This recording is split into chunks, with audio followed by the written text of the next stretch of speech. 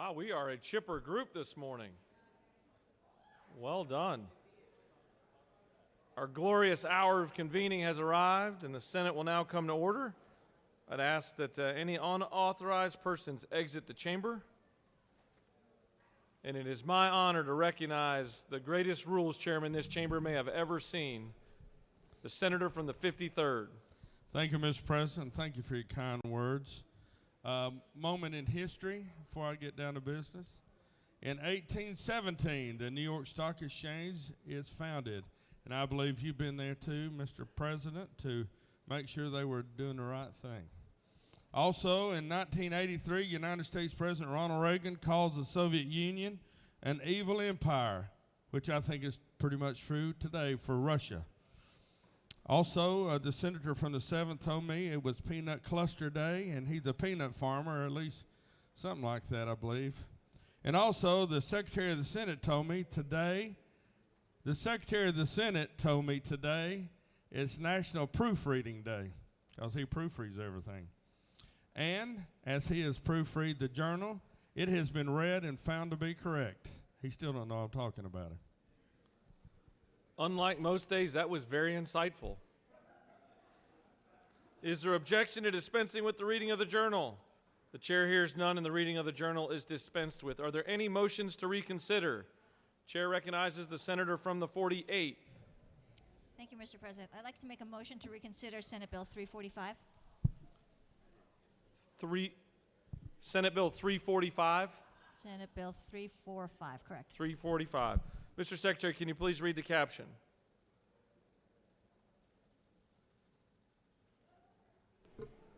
Senate Bill 345, a bill by Senator Mullis of the 53rd and others, a bill to be entitled an act to amend Chapter 1 of Title 50 of the OCGA relating to general provisions regarding state government so as to prohibit state and local governments from mandating vaccine passports and for other purposes.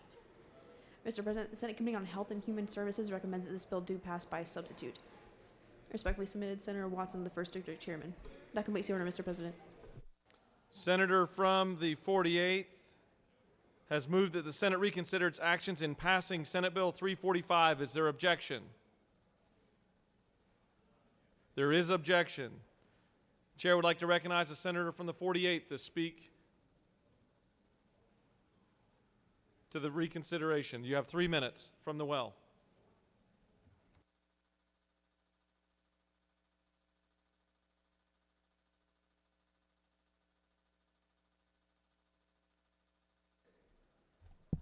Thank you, Mr. President. I don't think this is going to take a full 3 minutes, but basically my point in reconsidering Senate Bill 345 is not to make the point that we should or need to be requiring vaccination at this moment as a condition for attending schools or participating in government services. My point is simply that we should not be removing options that we could consider in the future, or more to the point, that the Department of Public Health could be considering in the future for circumstances that we cannot yet anticipate. So basically, I would like to reconsider taking out a tool from our toolbox in future response to this pandemic or other public health emergencies. Thank you. I yield the well. Does any other senator wish to speak for or against the motion to reconsider? Chair recognizes the senator from the 53rd.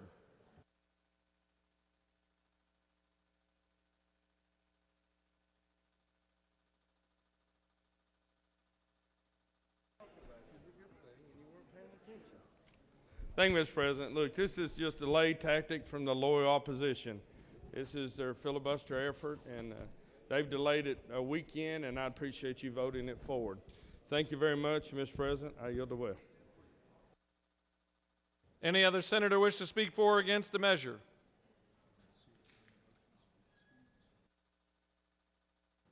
Chair would like to ask, are there any motions to excuse before we take a floor vote?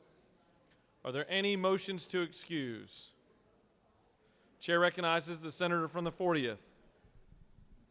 Thank you, Mr. President. I ask for unanimous consent to excuse the senator from the 41st.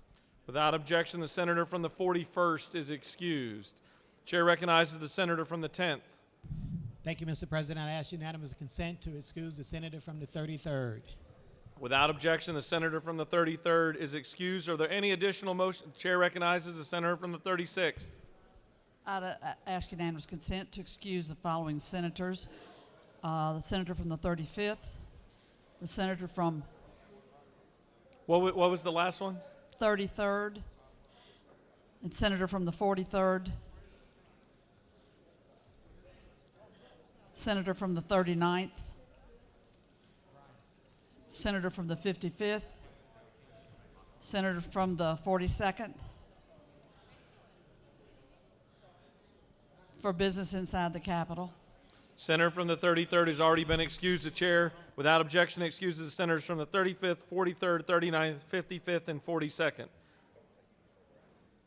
All right, the senator from the 48th has moved that the Senate reconsider its actions in passing Senate Bill 345. All those in favor of reconsideration will vote yea. Opposed, nay. The secretary will unlock the machine. This is a vote on the motion to reconsider.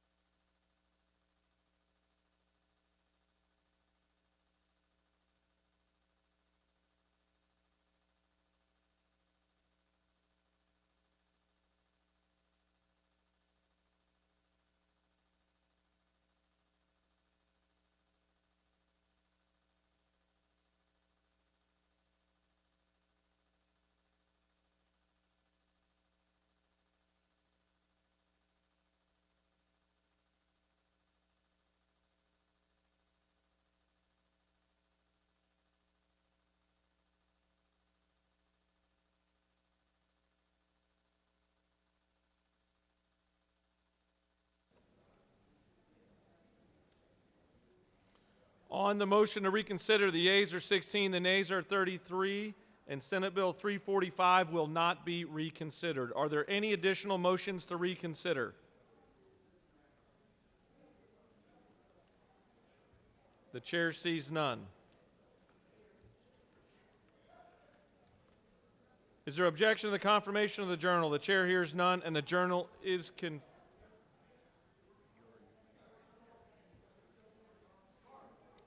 There is a motion to reconsider. The chair recognizes the senator from the 13th. Chair recognizes the senator from the 13th for a motion to reconsider.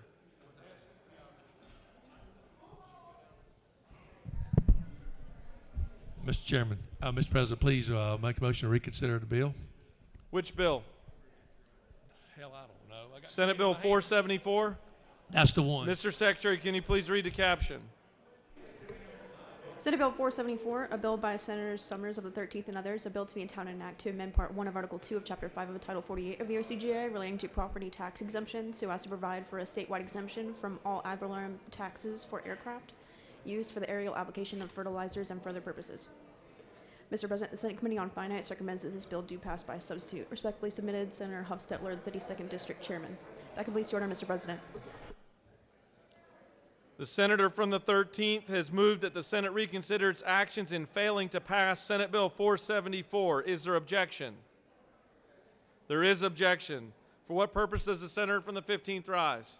I ask unanimous consent to excuse the senator from the 2nd. Without objection, the senator from the 2nd is excused. The chair recognizes the senator from the 13th to speak to his motion to reconsider Senate Bill 474.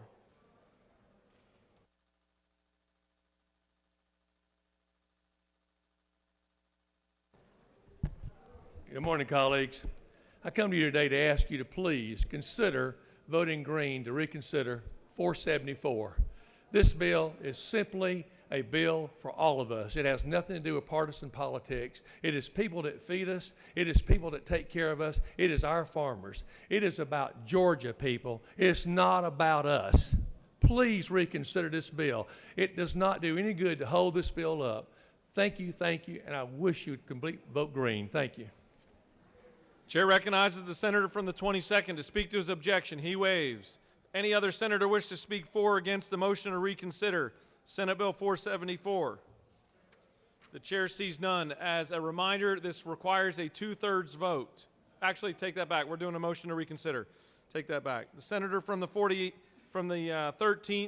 has moved that the Senate reconsider its actions in failing to pass Senate Bill 474. All those in favor of motion to reconsider will vote yea. Opposed, nay. The Secretary will unlock the machine.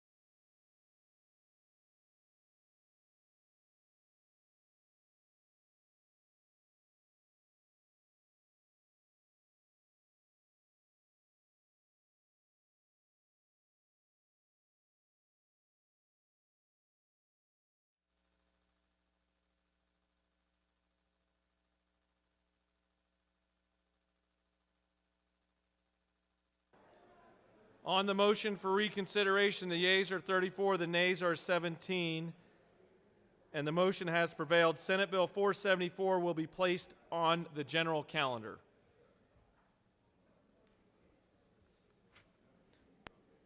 Is there objection to the confirmation of the journal? The chair hears none, and the journal is confirmed.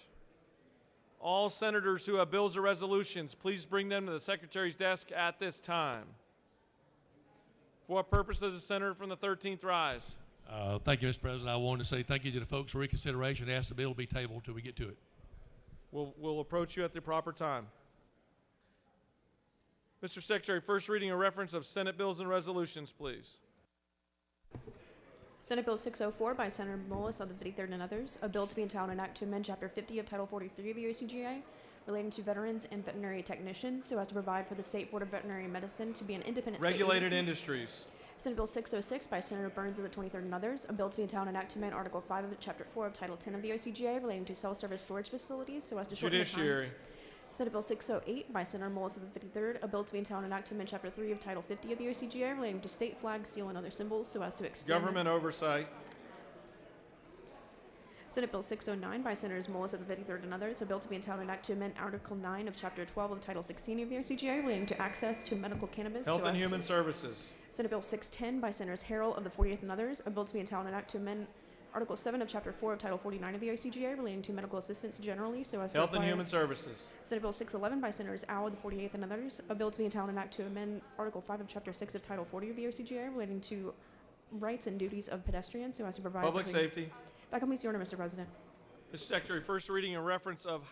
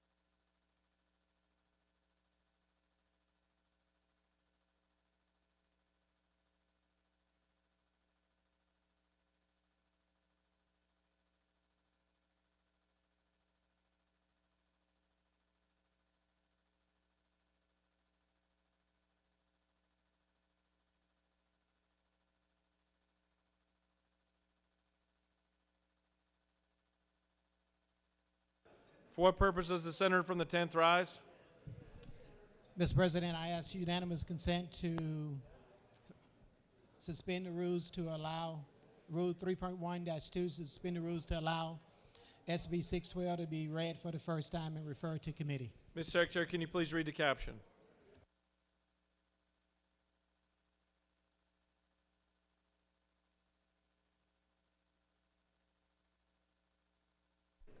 Senate Bill 612, a bill by Senators Jones of the 10th and others, a bill to be entitled an act to amend an act to provide for a new charter for the city of Stockbridge, as amended so as to change the corporate limits of such municipality and for other purposes. That completes the order, Mr. President. Senator from the 10th has asked for the rules to be suspended so that Senate Bill 612 could be first read and referred to a committee. Is there objection? Chair hears none, and it is assigned to Slogo. Mr. Secretary, first reading on reference of House bills and resolutions, please. House Bill 1178 by Representatives Bonner of the 72nd and others, a bill to be in town and act to amend Part 5 of Article 16 of Chapter 2 of Title 20 of the OCGA relating to review of removal of students in elementary and secondary education so as to provide for the protection of the fundamental right of parents to direct the upbringing and education of their minor children. Education and youth. House Bill 1183 by Representatives Gunter of the 8th and others, a bill to be in town and act to amend Chapter 6 of Title 17 of the OCGA relating to bonds and recognizance so as to provide for an increase in the time allotted to try a criminal case in judicial Judiciary. emergencies. House Bill 1352 by Representative Smith of the 133rd and others, a bill to be in town and act to amend Article 5 of Chapter 12 of Title 44 of the OCGA relating to disposition of unclaimed property. Special Judiciary. House Bill 1377 by Representatives Burchett of the 176th and others, a bill to be in town and act to amend Article 1 of Chapter 7 of Title 48 of the OCGA relating to general provisions relative to income taxes so as to authorize private causes of action for equitable relief regarding the failure of employers. Judiciary. House Bill 1407 by Representative Green of the 151st, a bill to be in town and act to amend an act to provide for a new charter of the City of Dawson approved April 12th, 2019. So as to Slogo.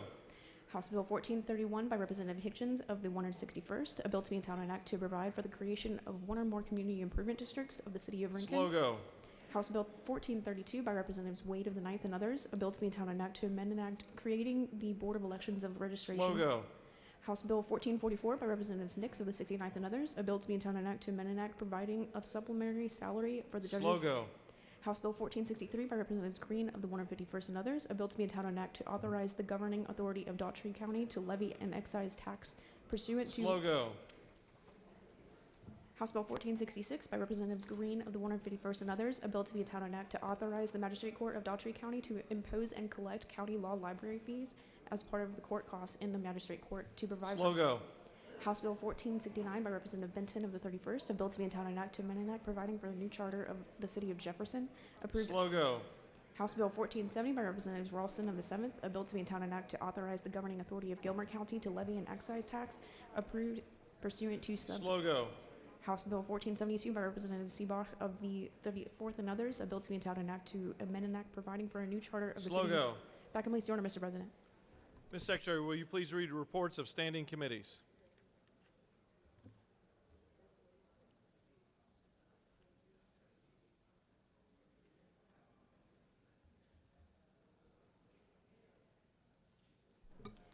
Mr. President, the Senate Committee on Banking and Financial Institutions has had under consideration the following legislation and has instructed me to report the same back to the Senate with the following recommendation that Senate Bill 491 do pass by substitute. Respectfully submitted, Senator Brass of the 28th District Chairman. Mr. President, the Senate Committee on Education and Youth has had under consideration the following legislation and has instructed me to report the same back to the Senate with the following recommendation that Senate Bill 377 do pass by substitute, Senate Bill 328 do pass by substitute, Senate Bill 575 do pass, Senate Bill 545 do pass, Senate Bill 603 do pass, Senate Bill 498 do pass by substitute. Also, notice that a minority report has been filed. Respectfully submitted, Senator Payne of the 54th District Chairman. Mr. President, the Senate Committee on Finance has had under consideration the following legislation and has instructed me to report the same back to the Senate with the following recommendation that House Bill 1302 do pass and House Bill 1320 do pass. Respectfully submitted, Senator Huffstetler of the 52nd District Chairman. Mr. President, the Senate Committee on Finance has had under consideration the following legislation and has instructed me to report the same back to the Senate with the following recommendation that Senate Bill 516 do pass by substitute. Respectfully submitted, Senator Huffstetler of the 52nd District Chairman. Oh my gosh. Mr. President, the Senate Committee on Regulated Industries and Utilities has had under consideration the following legislation and has instructed me to report the same back to the Senate with the following recommendation that Senate Bill 421 do pass by substitute. Respectfully submitted, Senator Kauser of the 46th District Chairman. Mr. President, the Senate Committee on Retirement has had under consideration the following legislation and has instructed me to report the same back to the Senate with the following recommendation that Senate Bill 167 do pass by substitute. Respectfully submitted, Senator Robertson of the 29th District Chairman.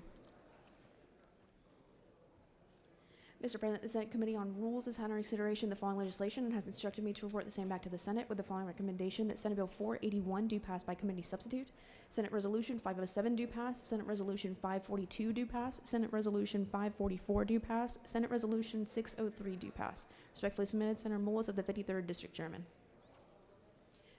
Mr. President, the Senate Committee on Science and Technologies has under consideration the following legislation and has instructed me to report the same back to the Senate with the following recommendation: that Senate Bill 581 do pass. Respectfully submitted, Senator Dolezal of the 27th District Chairman. Mr. President, the Senate Committee on State Institutions and Property has had under consideration the following legislation and has instructed me to report the same back to the Senate with the following recommendation: that House Resolution 204 do pass, House Resolution 664 do pass by committee substitute, House Resolution 683 do pass by committee substitute. Respectfully submitted, Senator Harbison of the 15th District Chairman. Mr. President, the Senate Committee on Transportation has had under consideration the following legislation and has instructed me to report the same back to the Senate with the following recommendation: that Senate Bill 558 do pass by substitute and Senate Bill 586 do pass, and Senate Resolution 596 do pass by substitute. Respectfully submitted, Senator Ginn of the 47th District Chairman. That completes the order, Mr. President. Mr. Secretary, can you please read bills and resolutions for the second time? Senate Bill 212 by Senator Mullis of the 53rd and others. Harry Grisner Rural Georgia Jobs and Growth Act enact.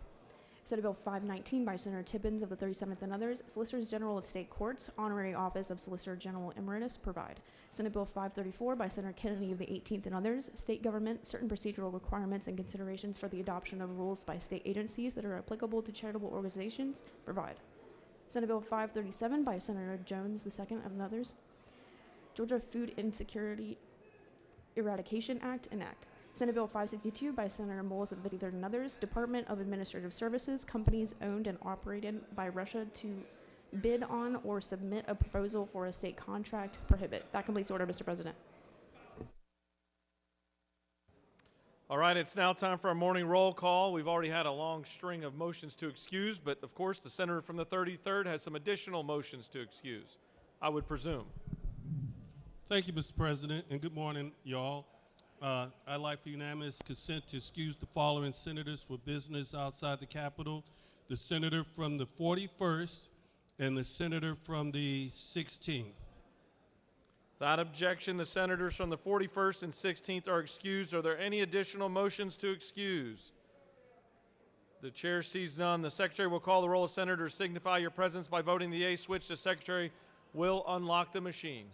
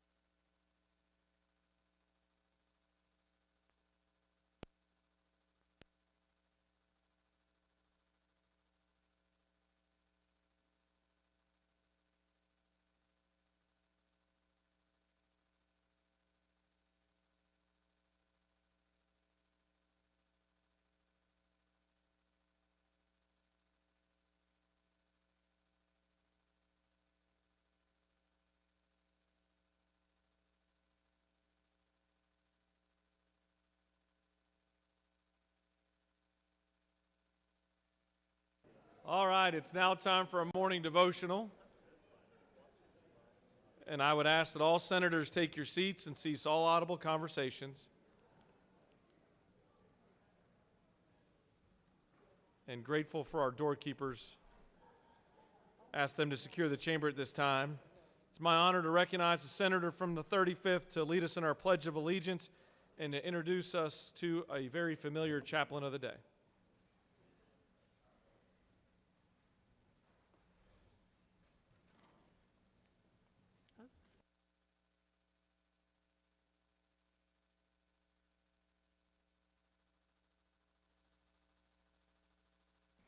I pledge allegiance to the flag of the United States of America.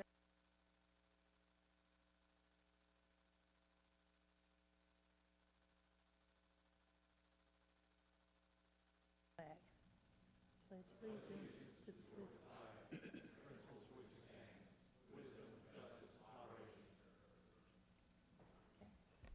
Thank you, sir.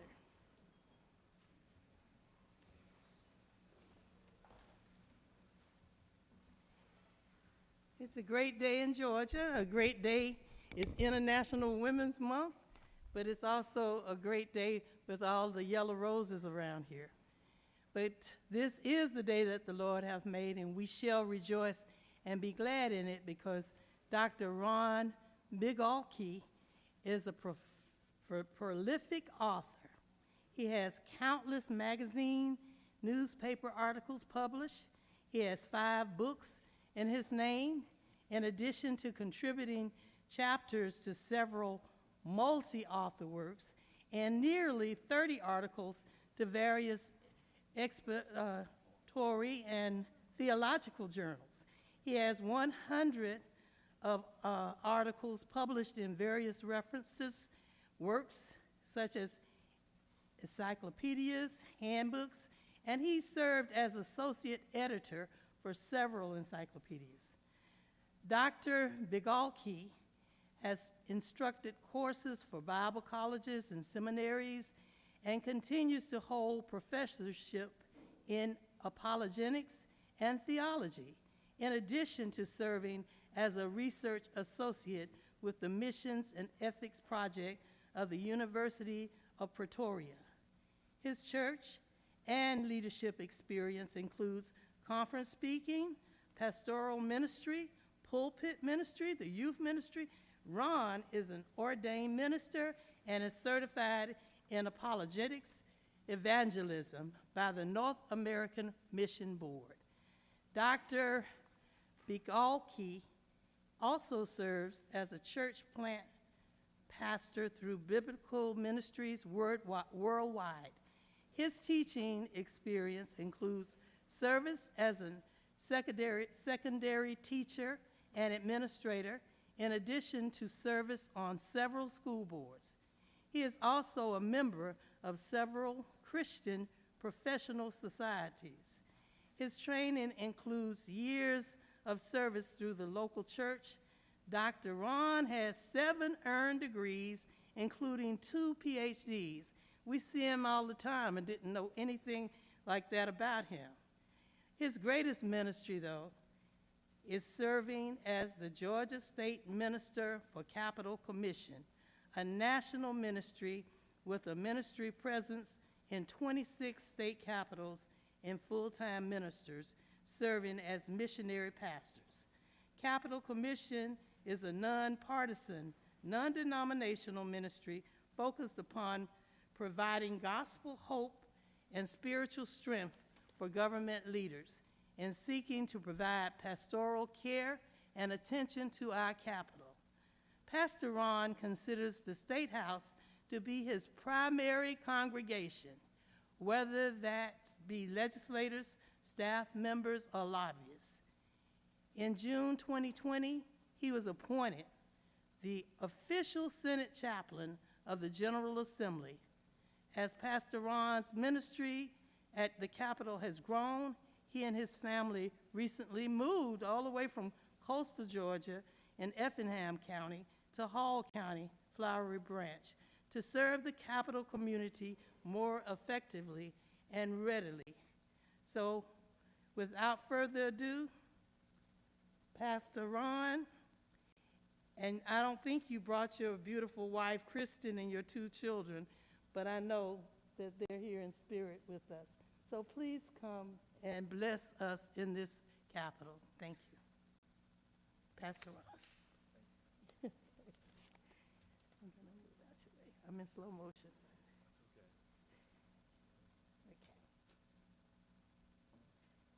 Thank you, Senator James, for that very kind introduction. I don't know if you recall when we first met, it was, I had to think about it for a while. It was back in 2011 with Representative Mac Jackson, and we worked together to organize a clergy day. And since then, Senator James has just been a great friend to me and always been available to anytime I stop by her office, no matter how busy she is. She's always willing to sit and talk scripture and pray together, even tell her staff to join in that prayers with us. So I very much thank her for being my sponsor this morning. Thank you for giving me a few moments to share with you. I want to talk to you about peace this morning. You just kind of whisper that word to yourself, peace, and you can almost feel your heart just relax. When you're at peace, you can feel just an inner confidence that things are not chaotic, regardless of the circumstances. Your mind's at rest. Your heart doesn't beat erratically and with anxiety, and if you have peace, your focus is definite. Now, far too often, peace can almost be like chasing a butterfly. I remember my daughter when she was young, very entertaining watching her in our backyard trying to catch those elusive butterflies, and more times than not, they won and she lost. But peace can be like that. It can be like chasing a butterfly. Even Christians chase after it and find that it's just beyond reach. Perhaps the rarest of all virtues, true peace, authentic peace, comes when you truly believe what God has revealed in the inspired word, the Bible. Peace is something that's desperately needed between nations, just as desperately as it's needed between neighbors. You know, human nature is we can be a warring people. You know, at the centermost point of our convictions and feelings, beneath all of our easygoing artificial shrouds, sometimes we're just fighters. And most people don't live at peace with themselves, so it stands to reason they can't live at peace with others. And so that's true sometimes amongst those who are Christians, even amongst those who are not Christians. Very few find the ability to live a life that's calm, that's deliberate, that's free from anxiety. So if God promises peace, and he does, let's discover how to find it in the most stressful of days. Carefully consider Isaiah's prophecy, Isaiah chapter 26, verses 3 and 4, because I assure you, resting near it is that elusive butterfly. And it says there, "The steadfast of mind you will keep in perfect peace, because he trusts in you. Trust in the Lord forever, for in God the Lord we have an everlasting rock." So let's consider that promise, discover the secret to peace. It says steadfast, that means to lean for support. Of mind, that means to frame or to form. And so together this phrase means God will give complete peace to you if your frame of mind is leaning on something or it's supported. So on what should you be leaning? Well, on God, as the verse says, "The steadfast of mind trust in you." When you trust God, you refuse all other supports. You lean your entire weight on the one who gives stable support. So can God support you? I'm glad you asked the question. Yes, he can. Verse 4 says, he's an everlasting rock. And how will he support you? It says in two ways. He will keep you, meaning he will guard or watch over you, and he does this with perfect peace, which in Hebrew is that well-known word, shalom. Literally, God will guard you with shalom, peace, an unending security, an uninterrupted rest, and a complete calmness. Now, do you notice where that complete calmness originates? It doesn't originate from you, but from God, whom you lean upon and trust. So, is it any wonder then that humanity is frantically searching for peace, and it just leaves so many empty-handed because they're looking in the wrong place? Scripture says that God's peace is such that it surpasses all comprehension. So if you want a good summary of our devotion this morning, it's this: God gives complete rest to those who lean on him for support, to those who trust him as an immovable and a strong rock. So in what circumstance do you need peace today? Maybe you're facing a worrisome situation, then lean on God. Did you feel panicked, uncertain what to do? Trust God with that. Are you worried regarding responsibilities that you have, votes that you need to make? Surrender it to God. He promised you shalom, peace, if you put your entire weight against him, not yourself. In Proverbs chapter 3, verses 5 and 6, it says, "Trust in the Lord with all your heart, and do not lean on your own understanding. In all your ways acknowledge him, and he will make your paths straight." So can the Lord support you? Yes, he can. We already read that in Isaiah. God is an everlasting rock. Now, of course, it would hurt if we fell on a large rock, a solid rock, but it's not the idea of falling, you remember. It's the idea of leaning. It's the thought of leaning on something that will be perpetually supportive, firm enough to sustain your weight. So that's the scene of a tranquil, restful mind, even in spite of circumstances. What a marvelous, just limitless promise. This is not merely print from a page in the Bible. This is a biblical principle that works in the difficulties of life. It demands application. That's what I want you to do as a result of today's devotional. Today, choose one thing that distracts you, one thing that disturbs you, and intentionally give it to God. Release your grasp on it, let it go, and who knows, in its place, you may find a butterfly resting in your open hand. Let's close in a word of prayer.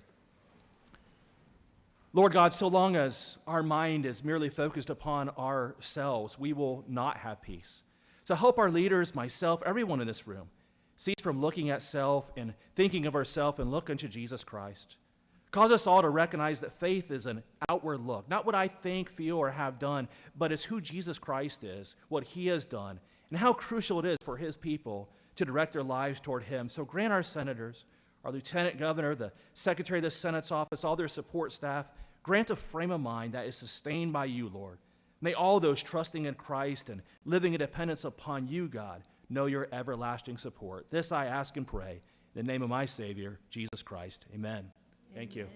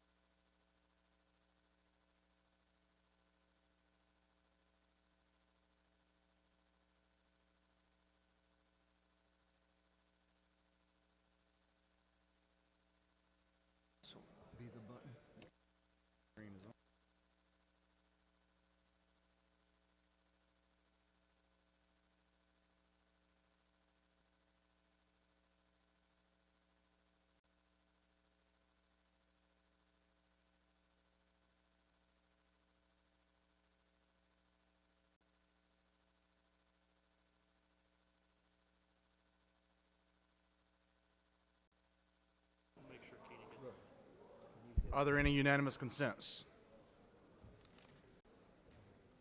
Hearing none, we'll move on to points of personal privilege. Does any senator have any want to rise on any personal point of privilege? Chair recognizes the senator from the 23rd.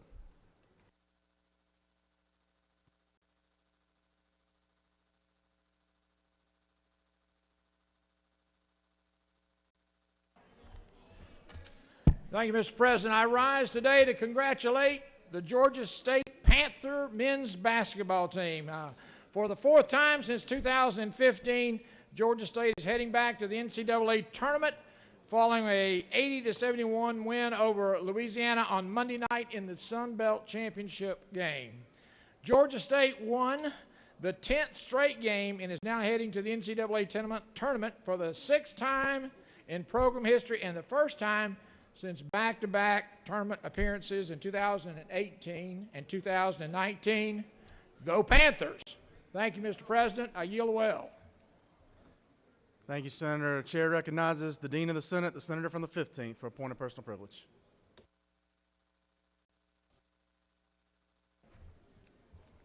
Thank you very much, Mr. President. This is March 8th. Every year I try to remember those brave Marines that were the first Marines to land in Vietnam. On this date, in 1965, a contingent of 3rd Battalion, 9th Marines of the 3rd Marine Division landed in Vietnam. They were the first combat soldiers to land in Vietnam, to join something like 25,000 military advisors there. The invasion was a response to attacks by communist forces in South Vietnam that had killed about 60 Americans and injured about 1,000 other soldiers. We landed from, I was on the USS Henrico. We had been on that ship for something like 60 days and 90 days with the 9th Marine Expeditionary Brigade at that time. So I'd just like to commend and remember those brave men who served their country at that time. So I certainly appreciate you remembering the 3rd Battalion, 9th Marine, the first combat soldiers to land in Vietnam. In addition, later on, something like the first major battle was done by the United States Army Airborne Troops, and I'd like for us to remember that era. Gone but not forgotten, a lot of them. They gave it all. Thank you very much, President. I yield the well. Thank you, Senator, and thank you for your service as well, and we all owe them a great debt of gratitude. Chair recognizes the senator from the 20th for a point of personal privilege. Mr. President, I have a parliamentary inquiry. State your inquiry. No disrespect to my colleagues that are running for statewide office, but dang, isn't it true that you look mighty good up there? The senator knows of what he speaks. Does any other senator want to rise on a point of personal privilege? Yeah. Chair recognizes the senator from the 17th.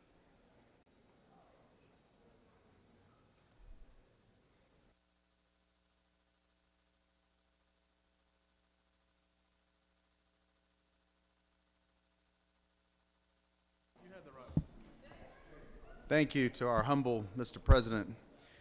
I want to remind everybody that tomorrow is Scout Day at the Capitol, and to celebrate early, you have big bags of popcorn on your desk. And I hope that you'll join us tomorrow in room 125 starting at 8 o'clock in the morning for a Chick-fil-A breakfast. After that, at 8:30, there'll be a short presentation on the South Wing steps. So please come by tomorrow and see your scouts that are coming to visit you. Thank you, Mr. President. Chair recognizes the senator from the 34th on a point of personal privilege. After that, it'll be the senator from the 25th. We have a lot today.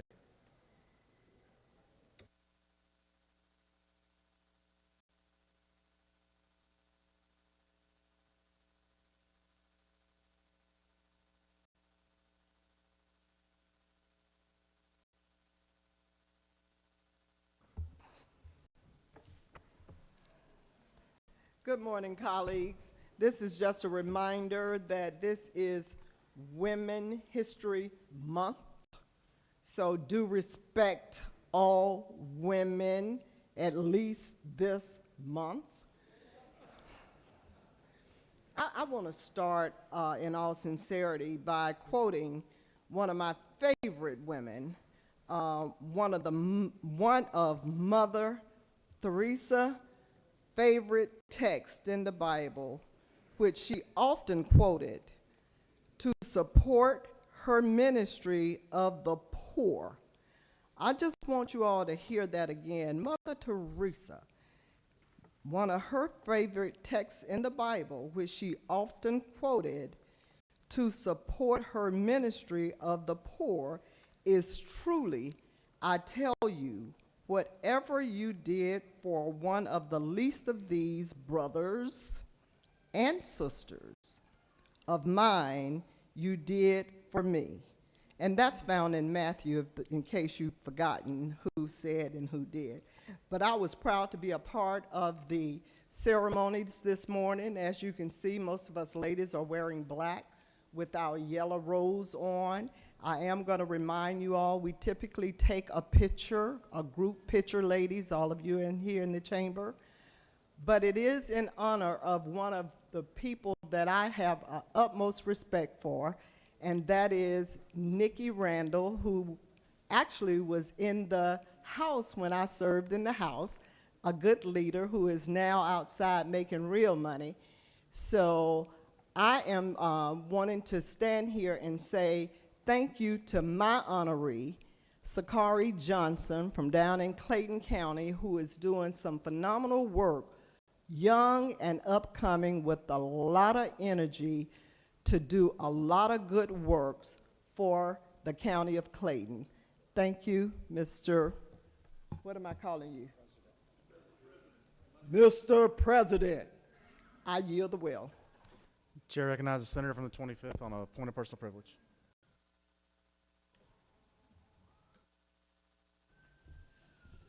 Thank you, Mr. President. I rise today to recognize my my good friend and family members and big supporters. We got Jackson Butts County Day here. They're up in the balcony. Let's give everybody a round of applause here. So, yeah. We got our Chamber of Commerce. They do a great job. We got local elected officials here as well as business leaders, and they do a great job. And we've got a great community there in Jackson, Georgia, with a lake and 2 state parks and interstate access and all kinds of wonderful things going on and right there in Middle Georgia. So thank y'all for being here today, and thank you, Senate. Thank you. Thank you, Mr. President. I yield. Thank you, Senator. Chair recognizes the senator from the 21st, and next it'll be the senator from the 35th, if you want to make your way down this way.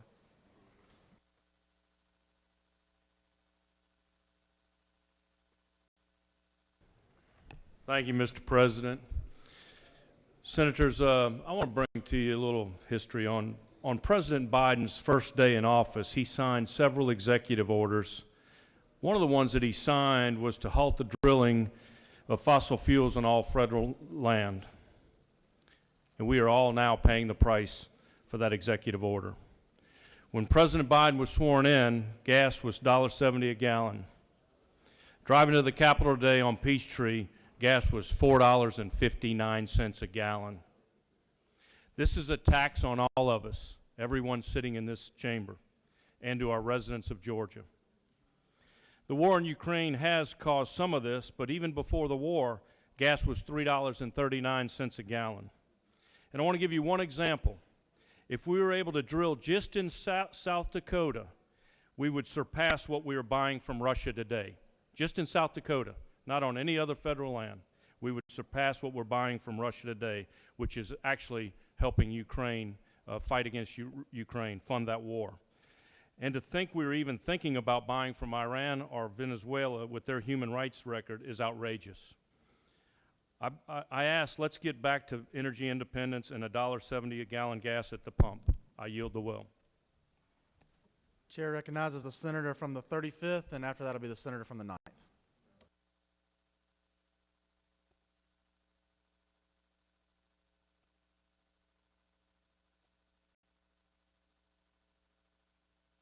While the senator from the 35th is making away, senator from the 3rd, did you have a inquiry or just did you wish to go to the well? Senator, we recognize the senator from the 35th. You had your other.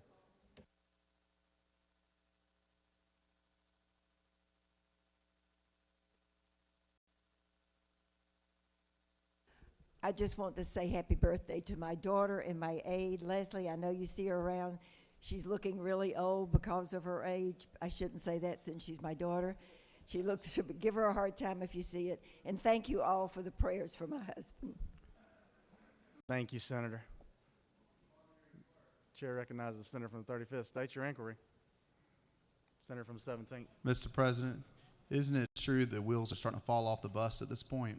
You know, I'm sure Ron would be very disappointed. Thank you, I have Senator. further inquiry, Mr. President. State your inquiry. Isn't it true the senator from the 19th has had his button pushed for some time, yet you refuse to recognize him? That would be true. Thank you, Senator. Chair recognizes the senator from the 35th. Okay. Thank you, Mr. President. I appreciate the opportunity to introduce, and I'm looking up to see, oh, there you are. I'd like for Miss Diane Matthews to stand with our South Fulton Chamber of Commerce, because, yes. And we passed a resolution last week for you, and I'd like to read some of it. And it is, whereas why Diane Matthews has done exceptional work in the city of South Fulton and all over the South, Hateville, East Point, College Park, Union City, Fairburn, Palmetto, Chattahoochee Hills, Atlanta, Southwest, and other places. We congratulate and commend you for receiving the 2022 Nikki Randall Servant Leader Award, and for other purposes. Whereas every year during Women's History Month, the Georgia Legislative Women Caucus recognizes outstanding women in Georgia who exemplify the leadership and inspiration embodied by Representative Randall. And whereas during her current 12 years here in the legislature as president and CEO of the South Fulton Chamber of Commerce, Diane Matthews has spearheaded the organization's membership growth, staff enlargement, branding campaigns, including the Chamber's name change to the Greater South Fulton Chamber of Commerce in January of '22. And whereas she currently serves as the president of the South Fulton Convention and Visitors Bureau, member of the South Fulton Advisory Board of the United Way of Greater Atlanta, member of the Delta Sigma Theta sorority, and many more organizations, whereas Diane is a woman of unassuming greatness whose humble acts of kindness and generosity have uplifted the entire South Fulton community. And whereas it is abundantly fitting and proper that this outstanding accomplishment of this extraordinary servant leader be appropriately recognized. That is what we're doing today, recognizing a great leader in South Fulton and beyond. Thank you. And we grew up together and went to a little Catholic school just a few miles from here, Our Lady of Lewis. And you were in my sister's class, and you and my big sister got me in trouble all the time. So I don't want to give, this is good trouble I give you today. Thank you, we love you, and let's give her a hand. Chair recognizes the senator from the 9th for a point of personal privilege.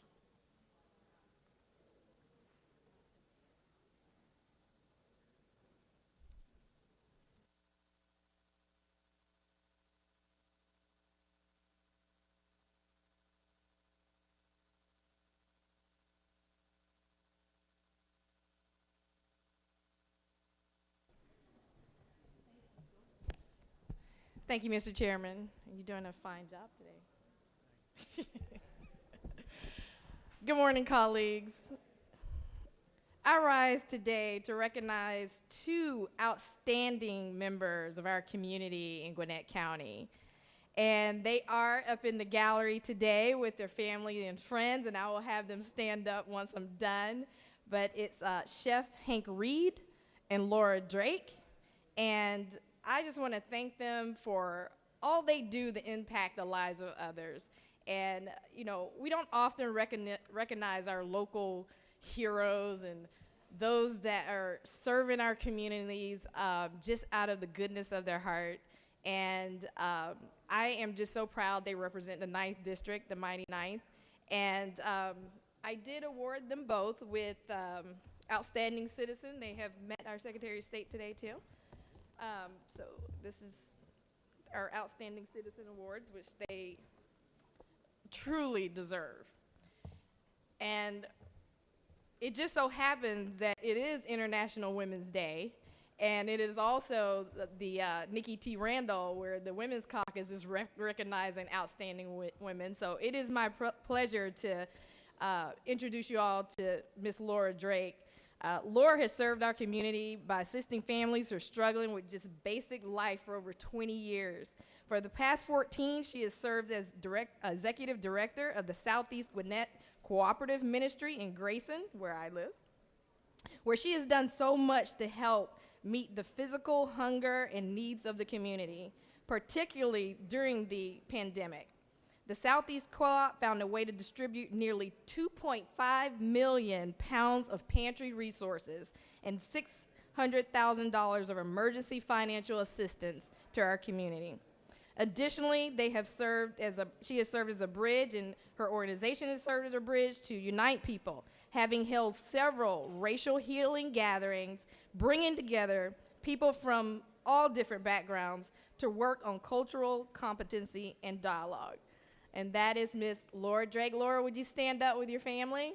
Oh, you're over here. I'm thinking you're over here. So everybody, if y'all will welcome up. Outstanding lady. And I wish I had her energy. Her energy is infectious. I love her. My next honoree is Chef Hank Reed. Chef Hank has a lengthy career in the restaurant business, having gone from dishwasher to owning his own and helping to build them from others up to the ground. He's been a leader in our community, starting nonprofits to support families and their children in the areas of culinary arts and athletics, finding a purpose in mentoring young adults to be productive members of society. Hank's skill and passion led him to start Let 'em Eat, Inc. to further serve the less privileged among us. Since 2020, Let 'em Eat has provided over 150,000 meals to those in need, and he is just getting started. So, Chef Hank, would you rise and please, the members in the chamber, please recognize Chef Hank Reed. And just to add, we do have privilege resolutions for them as well.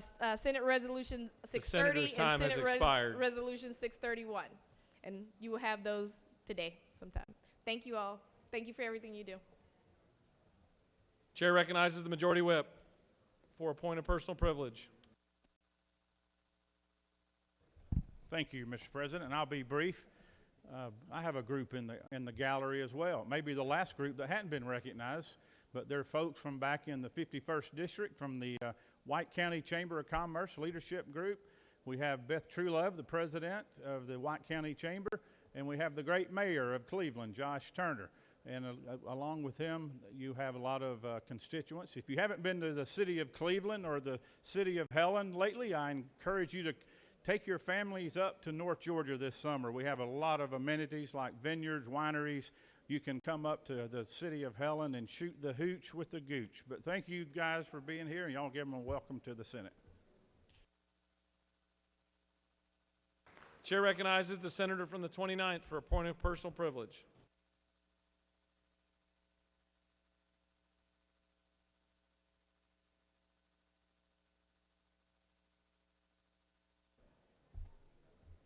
Thank you, Mr. Chairman. I rise today to recognize a hero and a friend of mine, Sergeant Jeremy Hadaway, who serves myself and the senator from the 15th back in Muskogee County with the Muskogee County Sheriff's Office. This past weekend, Sergeant Hadaway became engaged in a chase with some individuals who had stolen a vehicle. Once the individuals attempted to wreck Sergeant Hadaway out, in which they succeeded in doing, they exited their vehicle and engaged Sergeant Hadaway in a gunfight, where Sergeant Hadaway was shot in the shoulder. He maintained his composure and was able to return fire and neutralize two of the individuals. The others ran and were captured in a foot pursuit. I'm proud today to say that Sergeant Hadaway as well, the other individuals have been treated, released from the hospital, and that they have been given accommodations at the Muskogee County Jail. I want to remind everybody today that there are men and women out in our community each and every day serving and protecting us. And I want to thank Sergeant Hadaway for a job well done. Thank you, Mr. President. I yield the well. Chair recognizes the senator from the 44th for a point of personal privilege.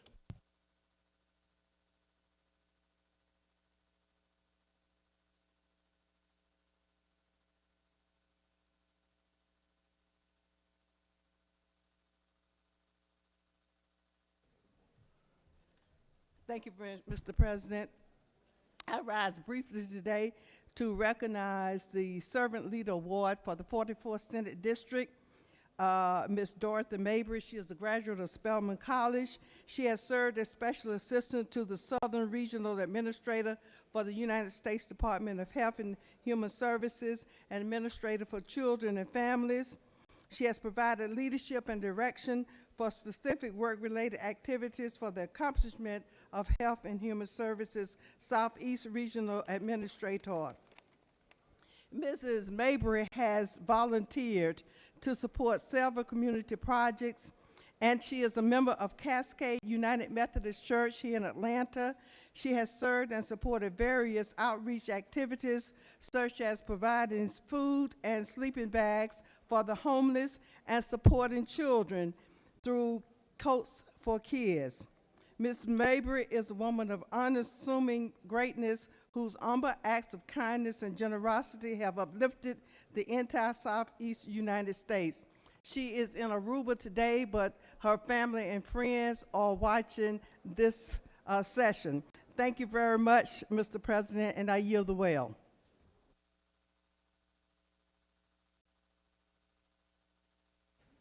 You have a consent calendar of privilege resolutions before you. Does any senator wish to remove a resolution from the consent calendar? Is there objection or adoption of the resolutions on the consent calendar? The chair hears none, and the resolutions on the consent calendar are adopted.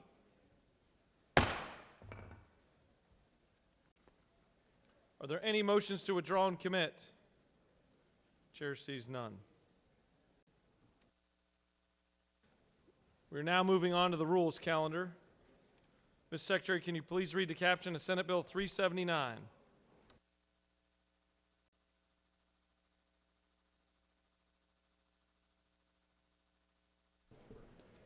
Senate Bill 379, a bill by Senators Strickland of the 17th and others, a bill to be entitled an act to amend Chapter 4 of Title 20 of the OCGA relating to vocational, technical, and adult education so as to provide for the State Board of Technical College System of Georgia to establish a program to promote the creation and expansion of registered apprenticeship programs in the state and for other purposes.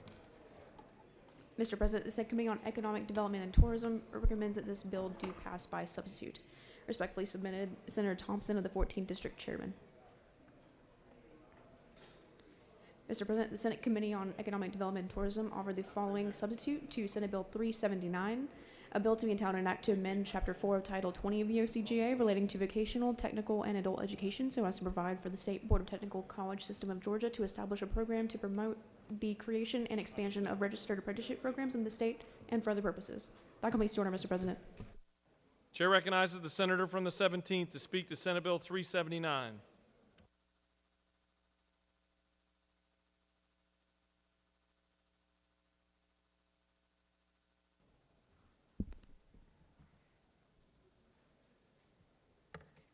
Thank you, Mr. President, members of the Senate. I bring to you Senate Bill 379. We as a state have celebrated for the 8 past years being the #1 state in which to do business. And because of the leadership of Governor Kemp and the policy supported by this body, Georgia has come out of COVID even stronger. We're seeing businesses flock to our state to take advantage of the business-friendly environment we have created.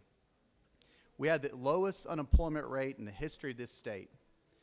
Those that are looking for a job have never had as many opportunities for work as they do today. But all this good news for our economy comes with a new set of challenges. Business owners with demand for the product or service they're providing are struggling to hire and retain workers that have more opportunities than ever. It seems sometimes the #1 qualifier for a potential employee may be just showing up for an interview. Workers have to decide whether to go what is seen as a traditional route of higher education or take the immediate jobs that are available now. There are especially many young people in our state that have a desire to work now and do not need to spend tens of thousands of dollars and try to earn a degree they may never use. With Senate Bill 379, we are establishing a statewide apprenticeship program that will directly connect business owners with workers in the high-demand jobs of today. The business owner will get the support to help build a long-term employee while getting the work they desperately need now. Workers will get to reap the benefit of a personal investment in a position and to have the opportunity to build a career now instead of bouncing from temporary job to temporary job or taking on numerous loans to go down the perceived traditional route of higher education. With a focus on the most high-demand and rewarding jobs of today, Senate Bill 379 will allow Georgia to double down on the federal apprenticeship program.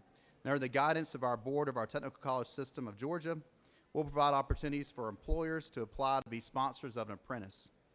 The apprentice can take advantage of this program from the age as early as 15 and will earn a certificate for completing the training needed in the high-demand field. Senate Bill 379 sets forth the framework for Georgia to invest and build new relationships between business owners and students, those looking for a second career, or any citizen of this state that wants to earn the opportunity to build a meaningful career. Mr. President, I want to thank my colleagues and all the partners that worked together to make this bill possible over the past few months, and I'll be happy to answer any questions anybody has. Chair recognizes the senator from the 10th with a question. Thank you, Mr. President. Senator Yale? Yes, sir. Senator, I just want to thank you for bringing this legislation. As a small business owner, I realize the importance of being able to recruit early in the hiring process, and I believe this bill does exactly that. So thank you for bringing this legislation. I appreciate your support. You have no more questions. Thank you, Mr. President. With that, I ask for your favorable consideration of Senate Bill 379. Any other senator wish to speak for or against Senate Bill 379? The chair sees none. The question is on the adoption of the committee substitute. Is there objection to adoption of the committee substitute? Chair hears none. The committee substitute is adopted. Is there objection to agreeing to the report of the committee which is favorable to the passage of the bill? Chair hears none. The report of the committee is agreed to. Is there objection to the main question being ordered? The chair hears none, and the main question is ordered. Questions on the passage of the bill by substitute. All those in favor vote yea. Opposed nay. The secretary will unlock the machine.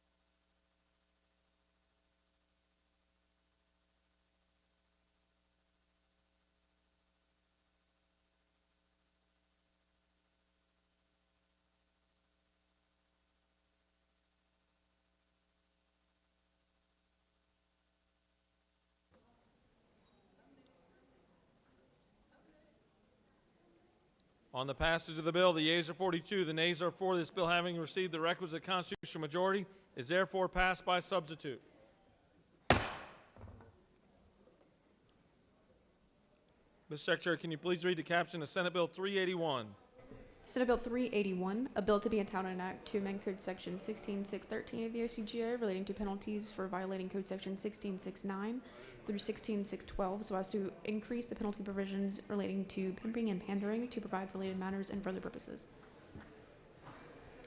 Mr. President, the Second Committee on Judiciary recommends that this bill do pass. Respectfully submitted, Senator Strickland of the 17th District Chairman. That completes the order, Mr. President.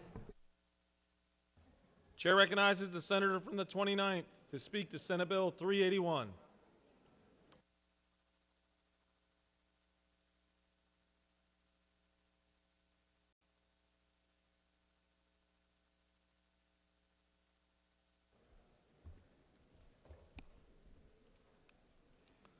Senate Bill 381 is a very straightforward piece of legislation. What Senate Bill 381 does is it makes sex trafficking in Georgia or being a customer of a sex trafficker in Georgia a felony. As I started putting this legislation together, I was reminded of some things that I think we hear about sex trafficking so much that we tend to forget the devastation caused by this industry. It is a $300 million industry in the state of Georgia alone. I also tend to forget that all of us come from different walks in life. And some of us see things in our particular profession and others may not see. I understand that the health care professional sees certain pieces of legislation that comes through this chamber through different optics sometimes than I do. I realize that the insurance professional, as I sat on that committee, sees things differently when they come across our desk while we're trying to make decisions that impact insurance and premiums and other issues that impact Georgia citizens. And I'm afraid that lack of vision, and please understand that ignorance is not a mean word. We all are ignorant in some areas. But if you sat down and you watched a movie that was written, I believe in the mid-90s or late 80s, and at the end of that movie, the gentleman who purchased sex carries the sex worker back to the area that he picked her up. She did not want to get out of the car, so he drug her out of the car and he dropped her on the sidewalk. And he took the money that they had agreed that he would pay her for sex for a few days, and he dropped it on top of her body as she lay there on the sidewalk. He went back and got in his Mercedes-Benz, and he drove away as the money, and I quote from the movie script, as the money that he paid her blew around the sidewalk and into the gutter, and she crawled to the gutter and retrieved the money. Then what you have is you have the reality of sex trafficking in Georgia. But I want to tell you, the movie script I just quoted you the ending from was the movie Pretty Woman as originally written. It was originally called 3,000 because that's how much money that the Richard Gere character was going to pay the Julia Roberts character to have sex with him. That was the dark reality of prostitution and the dark reality of sex trafficking and the dark reality of men who go out and purchase women for nothing more than to have sex with. But Hollywood, in its wisdom, turned it into a romantic comedy so that we who sit in front of the screen and watch these movies leave the movie theater with some kind of fairy tale feeling about prostitution and the men who go out and purchase women. But the reality of it is this morning, right now, there are females in the state of Georgia who are being rented and purchased for sex. And I had a good friend tell me, so Randy, what you're telling me is if a man just goes out and buys sex, it should be a felony. And my short answer is absolutely. Because not only are they buying sex, but they're destroying lives. Every one of us are born, male and female, and looked into the eyes by our mother who sees light and hope and joy and potential. And I tell you, there's an evil in this world whose goal is to steal your hope, your light, your joy, and your potential. And this is done every time a woman in this state is sold and rented for nothing more than physical pleasure. And so with that, I ask that everyone in this chamber vote for this legislation so that those out there who live in this community and who want to go out there and be a part of that group to purchase this stuff understands that in the state of Georgia, we do not take lightly the souls of our citizens.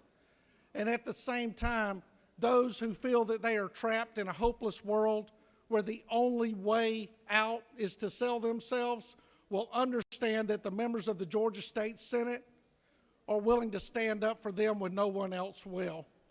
And with that, Mr. President, I'll yield for any questions. Chair recognizes the senator from the 52nd with a question. Thank you. With the senator yield. Yes, sir, I will. Well, I want to say first, I support your bill, but I had gone to vocabulary.com to make sure I understood what pandering is, and it said politicians are often panderers, especially the ones who say or do anything to get a vote or raise money. Is this going to have any effect on this body, or maybe especially more the body across the hallway from us? Mr. Chairman, as long as they are not purchasing other human beings, it should have no problem. It should not impact them at all. Thank you. With that, you have no more questions. Thank you, Mr. President. I yield the well. Chair recognizes the senator from the 6th to speak to the measure.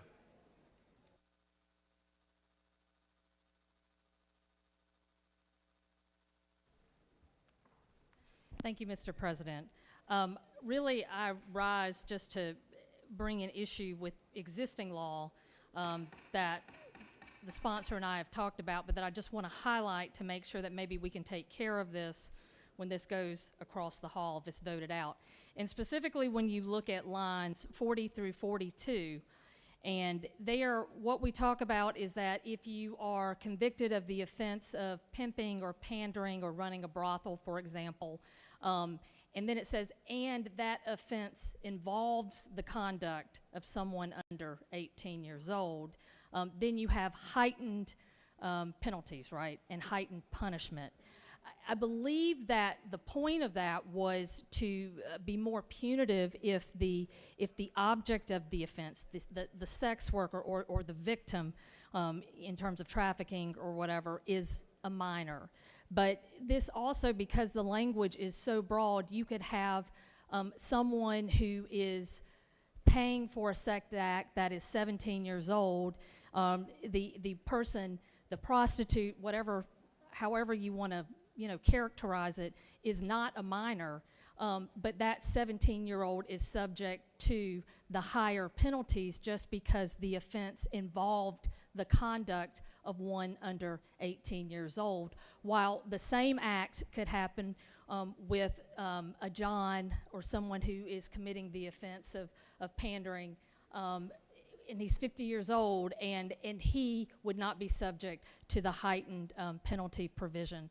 I think that this is probably something that no one intended, but as we all know, this is the kind of stuff that can end up with really bad consequences, we all know, with respect to Gennaro Lewis. So I yield the well. Chair recognizes the senator from the 22nd to speak to the measure.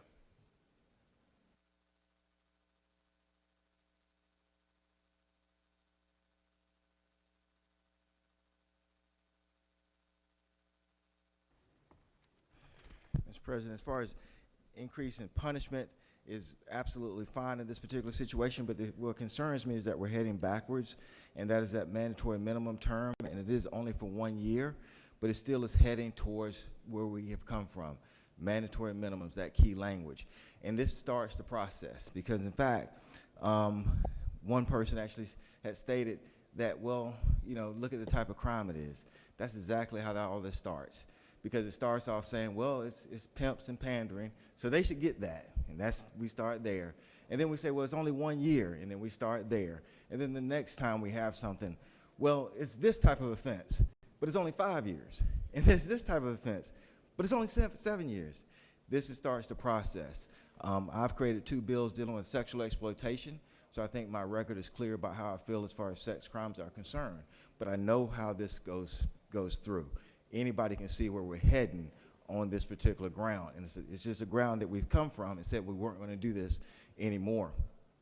The issue about the judge having discretion, if the prosecutor and the defense attorney agree, they're not going to agree to a less term other than the mandatory minimum. The mandatory minimum is the year. What they're going to say is, well, we're starting off with 1 year mandatory, I'll give you 10 months, I'll give you 9 months. But it still is mandatory minimum jail. They're just cutting down the mandatory jail time. I can just tell you, point blank, judges are not hesitant to put people in jail, especially for offenses like that. You don't have that issue. But we have decided as a state that we're moving, and as a nation, quite frankly, that we're moving away from this. And I can just see where we're starting and where we're heading, because the argument would be, it's pimps, and it's only 1 year. That's the deterrent. And then the next argument will be, well, it's this type of offense, but it's only 2 years. So that's the deterrent, and we just keep going down the same rabbit hole. So I believe that I can vote no on this. My record is clear as far as sexual offenses are concerned, having actually enacted 2 bills dealing with sexual exploitation, but I don't want to see us head down that same path. And with that, I yield the well. Does any other senator wish to speak for or against the measure? The chair sees none. The chair recognizes the senator from the 29th to close debate on Senate Bill 381.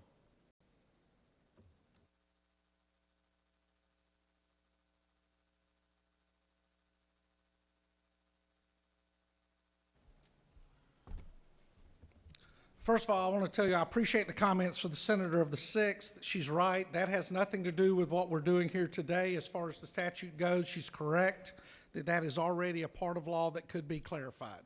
But that has nothing to do with it. You don't see any of that section underlined in here as far as lines 40 and line 41 as a clearer interpretation.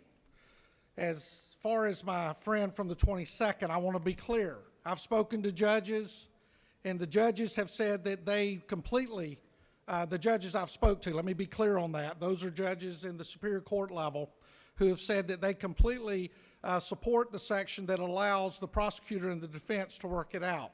It makes it so much easier for the judge. But I want to be real clear about this. This is not a bill about policy. This is not a bill about politics. This is a bill about policy. Now, we can play the political game and say we're starting this over again and this is the intent to do this and this, but we're going to find out that is not the case. It's really, really simple. If the lights on the wall behind me are green, it means you understand the devastation that are being caused to these people. And let me explain to you who these individuals are. And I can tell you from a very well-educated standpoint. These individuals, these women who are being abused, they are from at-risk communities. These are not wealthy young women and wealthy ladies out there doing this. These are women who come from at-risk homes where there is no father or they've been forgotten about. And this also comes from those trapped in addiction who are out there trying to support their habits by selling themselves. And then there are those vultures on the wires and on the sidelines who are absolutely waiting to pounce upon these victims. And the damage they do is almost absolutely irreparable. So understand this. This is not about being a Democrat. This is not about being a Republican. This is about being a human being. This is about the humanity of our friends, of our fellow citizens, of those that we drive by every morning with our doors locked coming to the Gold Dome. That's who it's about. And if those are the ones you care about, those lost souls and forgotten souls, then this is what we do to protect them. That we're not talking about shoplifting. We're not talking about auto theft. We're not talking about property. We're talking about people. And please support this legislation. And with that, Mr. President, I yield the well.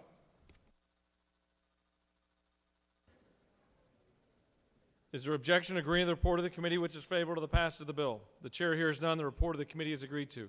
Is there objection to the main question being ordered? The chair hears none, and the main question is ordered. Questions on the passage of the bill? All those in favor vote yea. Opposed, nay. The secretary will unlock the machine.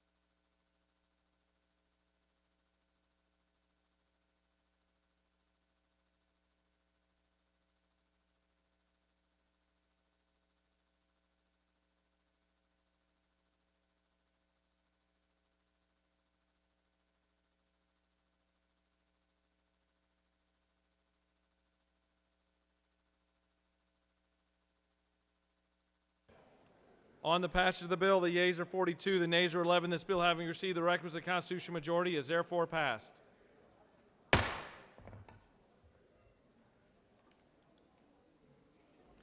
Ms. Secretary, can you please read the caption of Senate Bill 393? Senate Bill 393 by Senators Dolezal the 27th and others, a bill to be a town and act to amend Title 46 of the OCGA relating to public utilities and public transportation so as to provide for anti-discrimination obligations of common carriers, to provide for a short title, to provide for legislative findings, to provide for definitions, to provide for statutory construction and applicability, to require common carriers to publish transparency reports, and for other purposes. Mr. President, the Senate Committee on Regulated Industries and Utilities recommends that this bill do pass by committee substitute. Respectfully submitted, Senator Cowser of the 46th District Chairman. Mr. President, the Senate Committee on Regulated Industries and Utilities offered the following substitute to Senate Bill 393, a bill to be in town and act to amend Title 46 of the OCGA relating to public utilities and public transportation so as to provide for anti-discrimination obligations for common carriers and for other purposes. That completes the order, Mr. President. For what purpose does the pro tem rise? Point of personal privilege, Mr. President. I'll be brief. Proceed. Ladies and gentlemen of the Senate, we have a group in the gallery that I'd like for y'all to welcome if you would not mind. Would y'all stand up, ladies from Point West? Y'all give them a warm Senate welcome.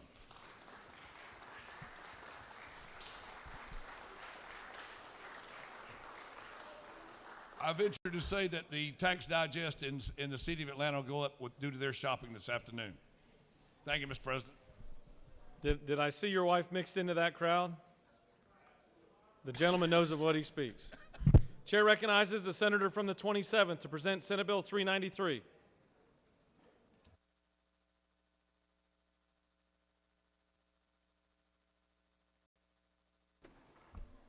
Thank you, Mr. President. Colleagues, I bring before you Senate Bill 393. Functionally, this bill is simple. Legally, this bill gets a little more complex, and so I'd like to take a couple minutes and unpack a few concepts I think will help us understand what we're doing here today. We are essentially classifying under state law social media companies with more than 20 million users as common carriers. So what is a common carrier? The notion of common carrier goes all the way back to English common law, and it recognizes there are certain things that you need to be able to participate in equally to participate in society. So when common carrier laws were first recognized, they applied to things like railroads and couriers. The courts and our country later recognized them to constitute things like telephone and cable companies. So what we are doing is we are recognizing what Justice Breyer stated in a Supreme Court opinion, that the social media is the 21st century public square. And what we are stating here is that you cannot be discriminated against for your viewpoint, for your gender, for your age, and other things that we'll get to in just a second in this 21st century public square. I'm sure that some questions will arise later that will allow me to unpack some of the legal precedent here. And rather than covering that now, I'll just cover that when the questions come. I want to take a minute, if we can, just walk through the bill. Lines 18 through 36 establish social media companies as common carriers, social media platforms, excuse me. Lines 76 through 86 are essentially the heart of this bill, and they outlaw who a common carrier cannot discriminate against, and that includes in line 79, they cannot discriminate based on the viewpoint of the user. Line 80, the viewpoint expressed or another person's expression. 3, geographic location. 4, the actual or perceived race, color, ethnicity, religion, religious beliefs, political affiliation, national origin, sex, gender, sexual orientation, or disability of a user or another person, or of a class of users or a class of other persons. And that is essentially what is protected here. Lines 98 through 109 outline essentially the scope of the law, and they recognize that this bill applies to people who reside in the state, users who reside in the state, do business in the state, or share their views in the state. And then this is where we capture in line 105 the common carriers that we believe, the social media companies, that we believe are established as common carriers because of their ubiquitous use, and we have that at 20 million users. And then two last points here, lines 115 through line 124 outline what social media companies are still allowed to do. They are still allowed to have standards for publishing, and they are still allowed to censor out lewd and obscene material and offensive material. And then lastly, lines 126 through 128 provides transparency requirements, which includes the social media companies outlining what their standards are. And line 182 to 183 outlines enforcement provisions, which include a private cause of action.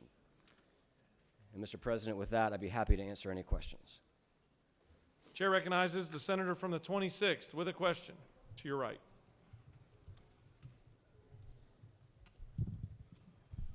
Thank you, Mr. President. Senator Yield. I do. Senator, when you talk about social media, I would call that interstate commerce because it crosses state lines or whatever. Isn't there a federal law that deals with this now? We outline and I don't know the exact line number, I could find it if you gave me 3 seconds, but we outline that anything in here is not to be construed as conflicting with the Interstate Commerce Clause. I will say, though, that you and I probably, as we do on a couple different issues, maybe 1 or 2 different issues, have differing opinions on what the Dormant Commerce Clause properly should do relative to the 10th Amendment and states' rights. But no, we do not believe, just in the same way that we do not believe that cable companies or telephone companies, which are regulated as common carriers and do business across state lines, are protected by the Dormant Commerce Clause. Senator Yield further. I do. Senator, isn't it true all of us have opinions just like we have maximum glutamous, but isn't it true that federal law covers this, and basically, isn't it true, basically what you're saying is you're going to overrule federal law? No, sir, federal law does not cover, well, federal law does cover my ability to express my viewpoint, but what we've seen is numerous examples of social media companies violating the rights of those people to express those opinions online. And I'd be happy to give you some examples or not. Do you continue to yield? I do, Mr. President. Chair recognizes the senator from the 42nd. To your left. Thank you, Mr. President. Will the senator yield? I will. Isn't it correct that part of Facebook, for example's value to a user would be to rank incoming information to make the platform more relatable, more enjoyable, more relevant to that user? I know that's what Facebook believes, and this gets to, and I'm not sure if your question is going here or not, but I'll be happy just to maybe get a step ahead of you, and if not, just do this for the edification of the body. Section 230 of the Communications Decency Act, as you know, gave online platforms the ability to regulate content. If you remember back to the days of the screeching modems as we connected in AOL, Instant Messenger, and things like that, legal precedent at that time allowed newspapers, for example, to be held accountable for things that they printed. What Section 230 does is it exempts online platforms from being held accountable for offensive or illegal material, as an example. And so the key here is that they are still allowed to censor or regulate, moderate that kind of content. What we are saying here, though, is that because, as Justice Breyer recognized, this is the 21st century commons public square, that we do not believe that viewpoint-based censorship or censorship that falls under the other categories that I mentioned should be allowed on these platforms.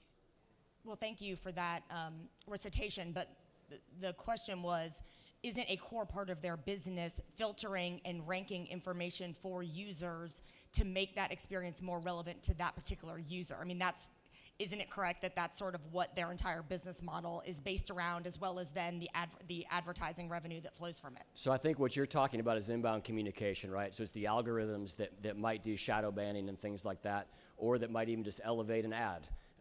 You know, we've all had the experience of being in our house talking about buying a chair, and the next thing we know, we see chair advertisements on Facebook. This does not prevent that. What this does is this allows outbound communications. This allows me to express my viewpoint and not have my viewpoint removed or your viewpoint removed.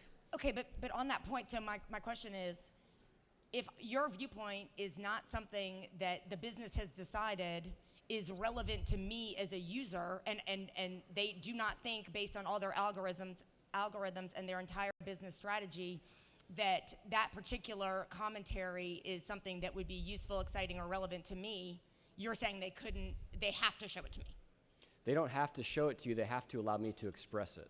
So if you were to look up my Facebook page and say, for example, I had shared an article by the oldest newspaper in America during election season, just hypothetically. And let's say that just hypothetically, Facebook had decided to remove an article from, hypothetically, the oldest newspaper in America because they believe the story to be false.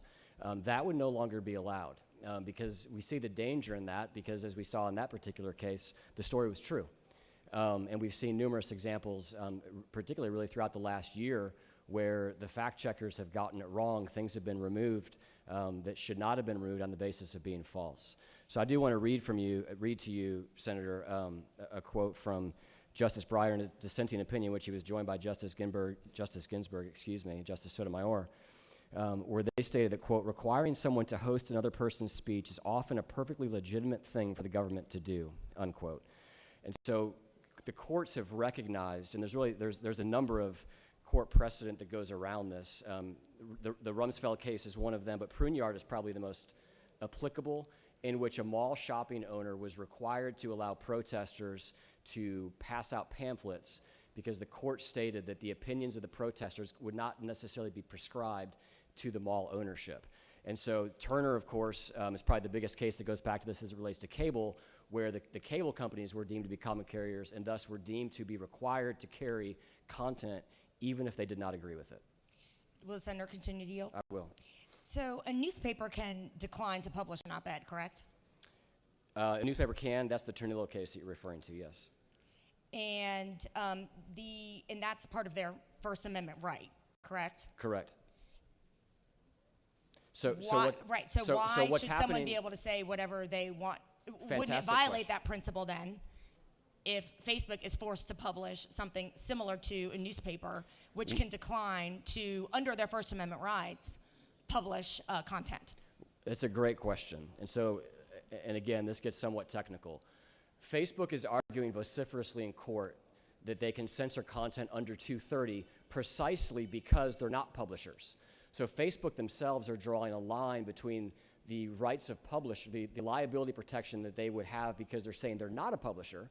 So we fall under 230, and you cannot sue us because somebody posts lewd material because of 230. However, we also can moderate the content in the way we wish because we have a First Amendment right to do so. And those two things are in conflict with each other legally. Will Senator yield for one more question? Absolutely. I'm aware that legislation similar to this has been passed in a couple other states, and it's correct, is it not, that they were promptly enjoined by the federal courts due to violations of the First Amendment? Yeah, so Judge Hinkle in Florida referenced the net choice case and ignored really Pruneyard and Rumsfeld in his ruling, and we think that will probably be overturned as unconstitutional. Thank you. The background for this bill actually was part of dicta in the Knight versus Biden case, wherein one Supreme Court justice outlined this exact path in his belief that social media companies are indeed common carriers. Thank you for your questions. Chair recognizes the senator from the 21st for a question. Senator Yield? I do.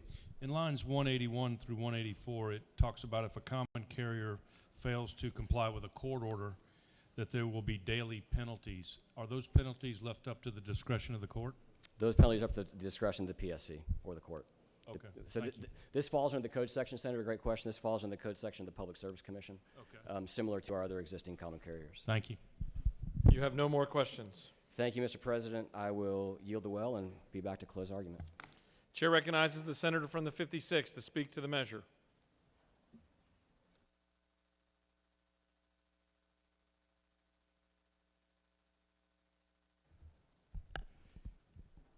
Thank you, Mr. President, and I want to thank the senator from the 27th for bringing this important bill. Just about 1 year ago, I was the victim of grifters, a group of narcissistic social media antagonists from Washington, D.C. that spread lies about me, copied my employer, and then all of my employer's top companies and businesses they work with, and it ultimately cost me my job. I'm thankful to those of you, many of my colleagues, who literally stood next to me that day when I reported what had happened. They worked very hard to cancel me, and they failed.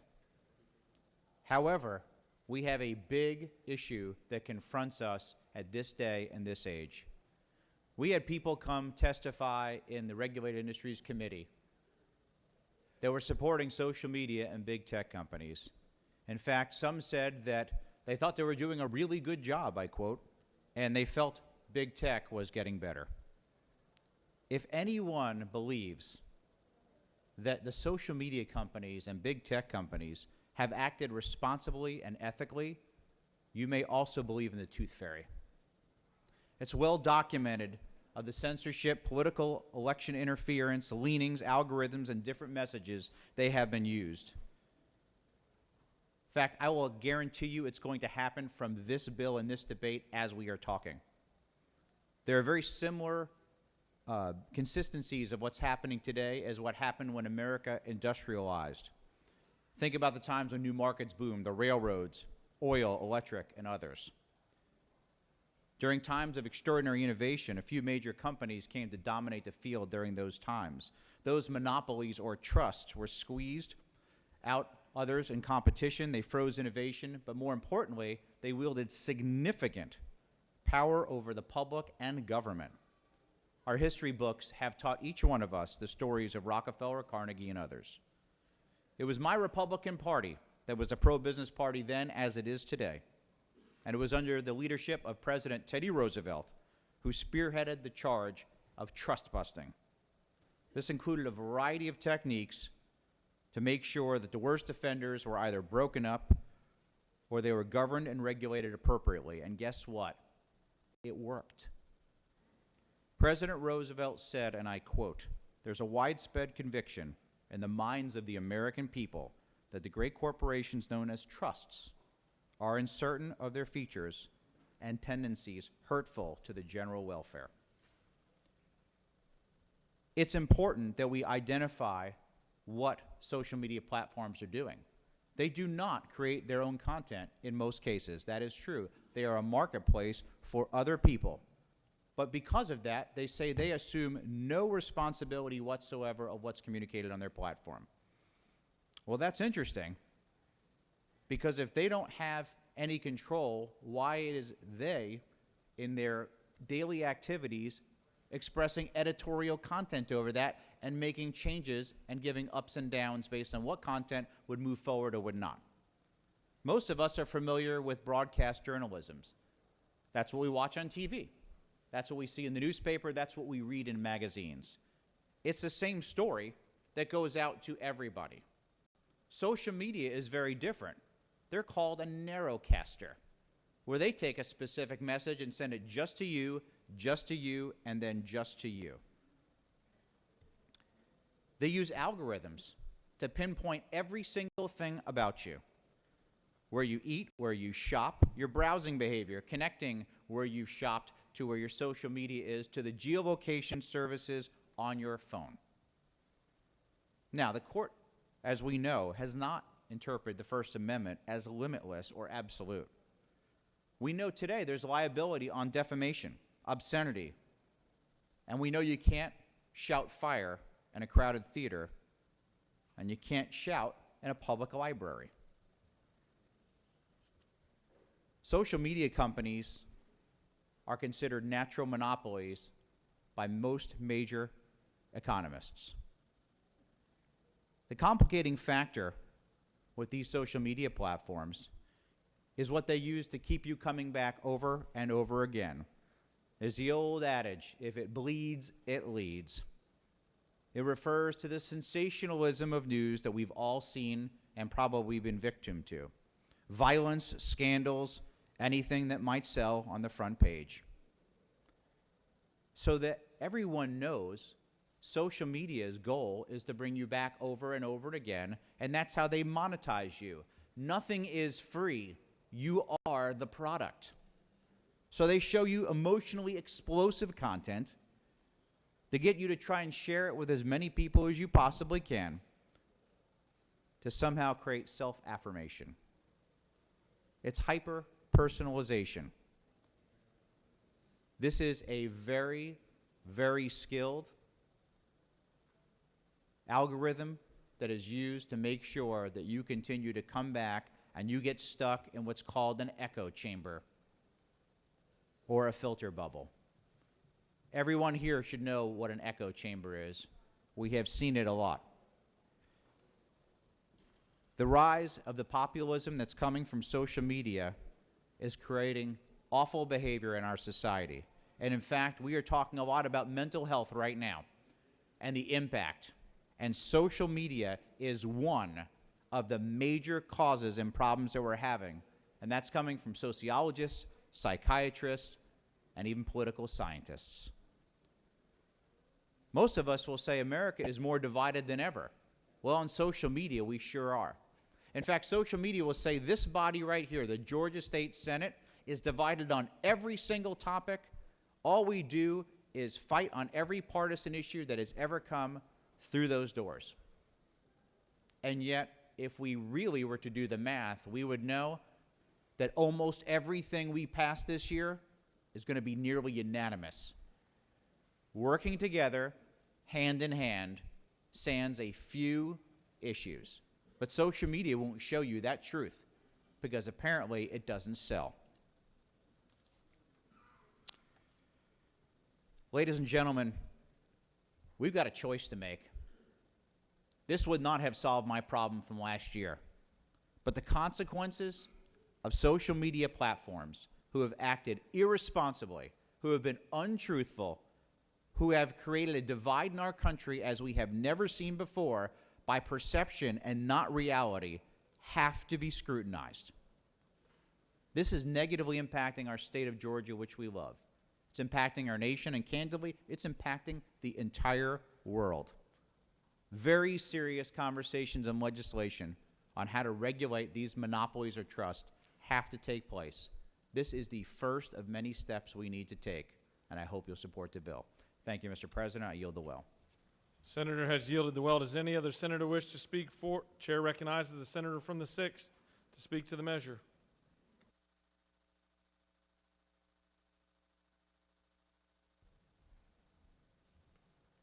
Thank you, Mr. President. So I do not take issue with the fact that social media companies are out of control, right? I think that Section 230 is problematic because it is used as a weapon and a shield by various social media platforms.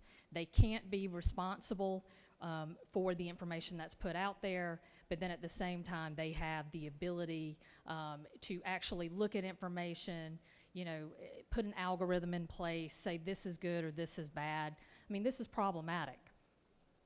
What I have issues with respect to this bill is that I do think it's unconstitutional, and I think it's preempted by federal law.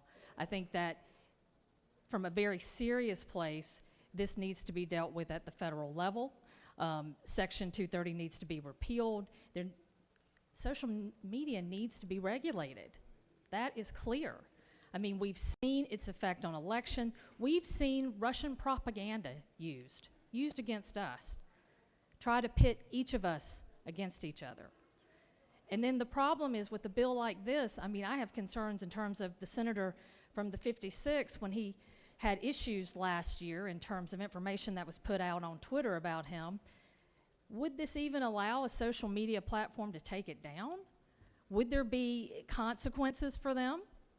So it's one of those things where I understand kind of the underlying issues with respect to this. I share the concerns. Believe me, I have children. It's a real issue. And obviously it's an issue in terms of our country, in terms of the propaganda and how it's being used, especially in election years. But this really isn't the way to do it. It just isn't. So I yield the well.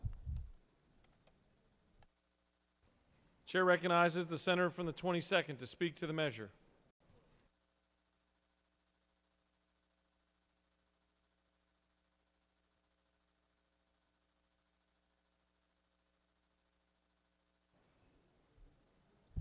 Apologize for walking up the center aisle.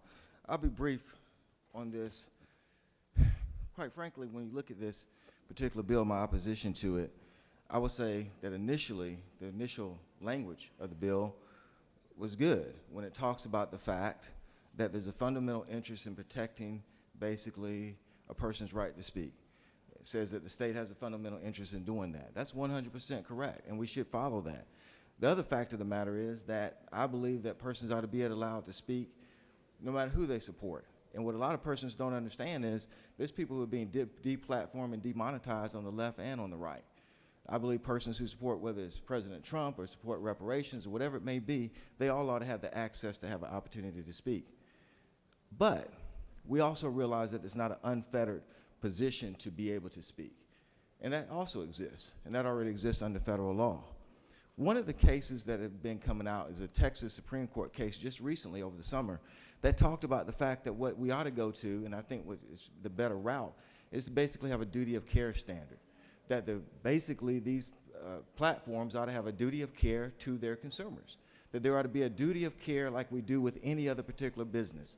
And that Facebook should know that they have a duty of care to make sure that they don't necessarily have persons planning riots on their particular platform. There's a duty of care to do that. There's a duty of care that you have adult websites ought to know, and this is one of the things the court pointed out, they have a duty of care to know that you shouldn't be putting on their tag a 14-year-old when they're talking about underage sex. So the court recognized that there is a duty of care that these platforms have, and they said that the best route to go would be through these common law standards that we have. So let's say we kind of went to that. That's what we have right now for every business, because we talk about being business friendly. For every business, there's a duty of care that we have to make sure that their place is safe. But one of the things that we as a body don't require from businesses, and this I think becomes where it becomes very problematic, we don't require a business to now list every time they've ever been sued. We don't require a business to list every particular aspect of how they're trying to make their premises safe. We don't do that. I think we're getting into a very dangerous ground that we're going to now when we start talking about this regulation. Some of us are mad at Facebook, some of us are mad at other platforms, so it's easy to say, and as I said, there's those on the left that don't get as much attention, they're being demonetized and deplatformed too. So it's easy though to get mad at them and say, we want you to list out everything you're doing to make sure that you're following these particular policies. But then I would say, I want to list for every business that exists in the state of Georgia that invites customers in, I want you to list out how you make your premises safe. That is the common law standard. We deal with that when we go to court, when a person sues, but we don't require that from our businesses. We don't sit up there and say we want you to list everything that you're doing, whether it's to make your premises safe or what you're doing to make sure that underage teenagers can't get alcohol and things of that nature. We need that list put up biannually. We need that list put up regularly for everybody to see. And not only that, we want to know every time you were sued. We want to know the content of every lawsuit that ever came through. We probably would be laughed at if I actually tried to present such a law. But that's exactly what this particular bill does. This is not a pro-business bill. It's not a friendly business bill at all.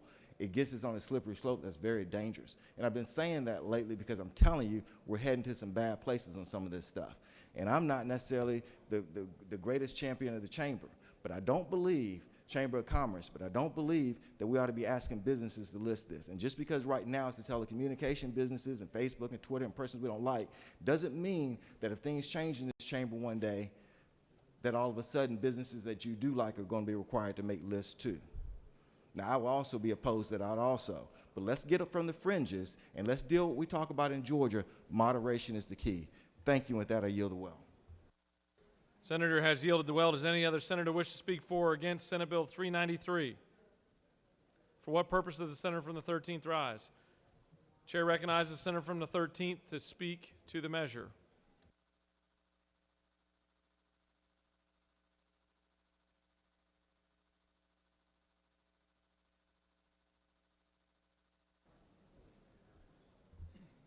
Thank you, Mr. President.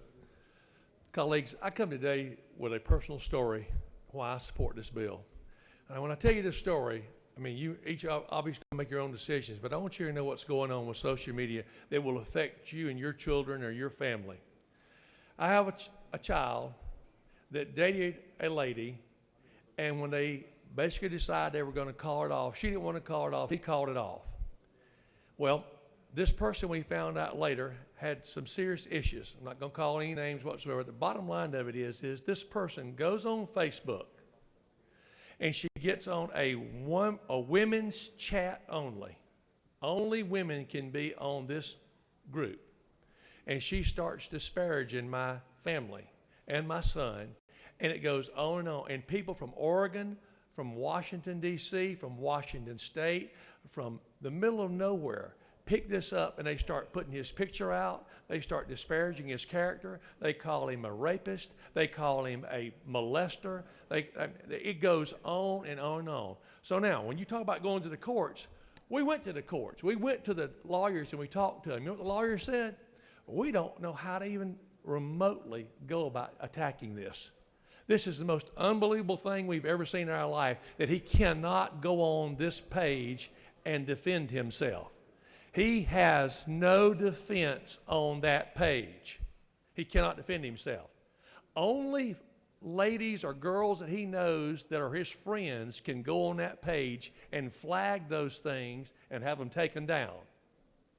Only ladies can flag that. Girls can flag it and have them. He can't do it. You can't, as a person, as a man, I could not defend myself. So my character is continuously being berated and disparaged. I have no way of defending myself. And then you say, well, let's go to court. Well, there's no laws out there, and social media is not governed. I mean, the senator over here said we need to do something with social media. I couldn't agree with him more. We have got to put some restrictions and some controls on this because it is out of hand. And I tell you, I wish this bill was stronger. I wish there was a way to put more teeth in this bill for social media coverage, because when your character is disparaged, I don't care if right or wrong, you deserve the right to be able to speak to that. Now, on Facebook in general, you can respond, but on these other chats that they have that are part of their empire and part of social media, once again, if it's a women's only chat room, which it is, with thousands and thousands of women that have no idea who my son is or who anybody is, they just pick it up and run with it. That is wrong. That is why I support this bill, and that's why I wish and hope that you all support this bill, because I have a personal, I understand how it works, and if you haven't had this touch your family, I assure you it will come in the future if we don't regulate it. Thank you, Mr. President. I yield well.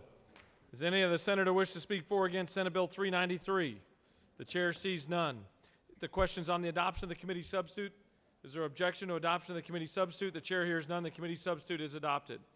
Is there objection to agreeing to the report of the committee which is favorable to the passage of the bill? The chair hears none. The report of the committee is agreed to. Is there objection to the main question being ordered? The chair hears none, and the main question is ordered.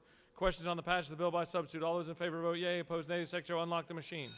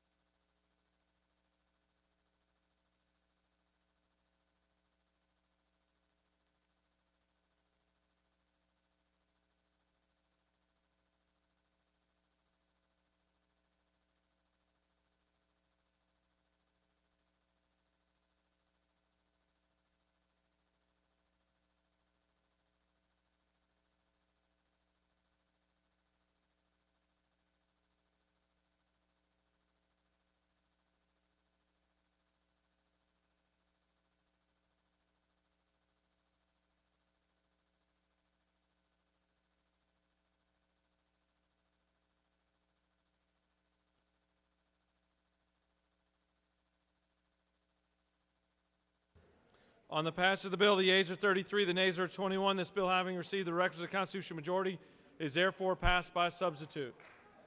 Before we move on to the next measure, I want to take a second and recognize former State Senator Vincent Fort is with us here today.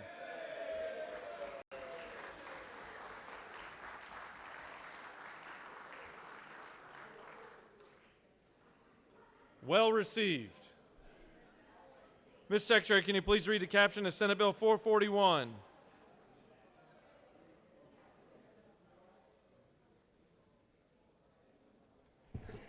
Senate Bill 441 by Senators Hatchett of the 50th and others, a bill to be entitled an act to amend Title 15 of the OCGA relating to courts in general, so as to provide for the reestablishment of the Criminal Case Data Exchange Board as an advisory board to the Council of the Superior Court Clerks of Georgia, to amend Title 35 of the OCGA relating to law enforcement officers and agencies, so as to provide the Georgia Crime Information Center with grant-making authority and for other purposes. Mr. President, the Senate Committee on Judiciary recommends that this bill do pass by substitute. Respectfully submitted, Senator Strickland of the 17th District Chairman. Mr. President, the Senate Judiciary Committee offers the following substitute to Senate Bill 441, a bill to be entitled an act to amend Title 15 of the OCGA relating to courts in general so as to provide for the reestablishment of the Criminal Case Data Exchange Board as an advisory board to the Council of Superior Court Clerks of Georgia and for other purposes. That completes the order, Mr. President. Chair recognizes the senator from the 50th to present Senate Bill 441.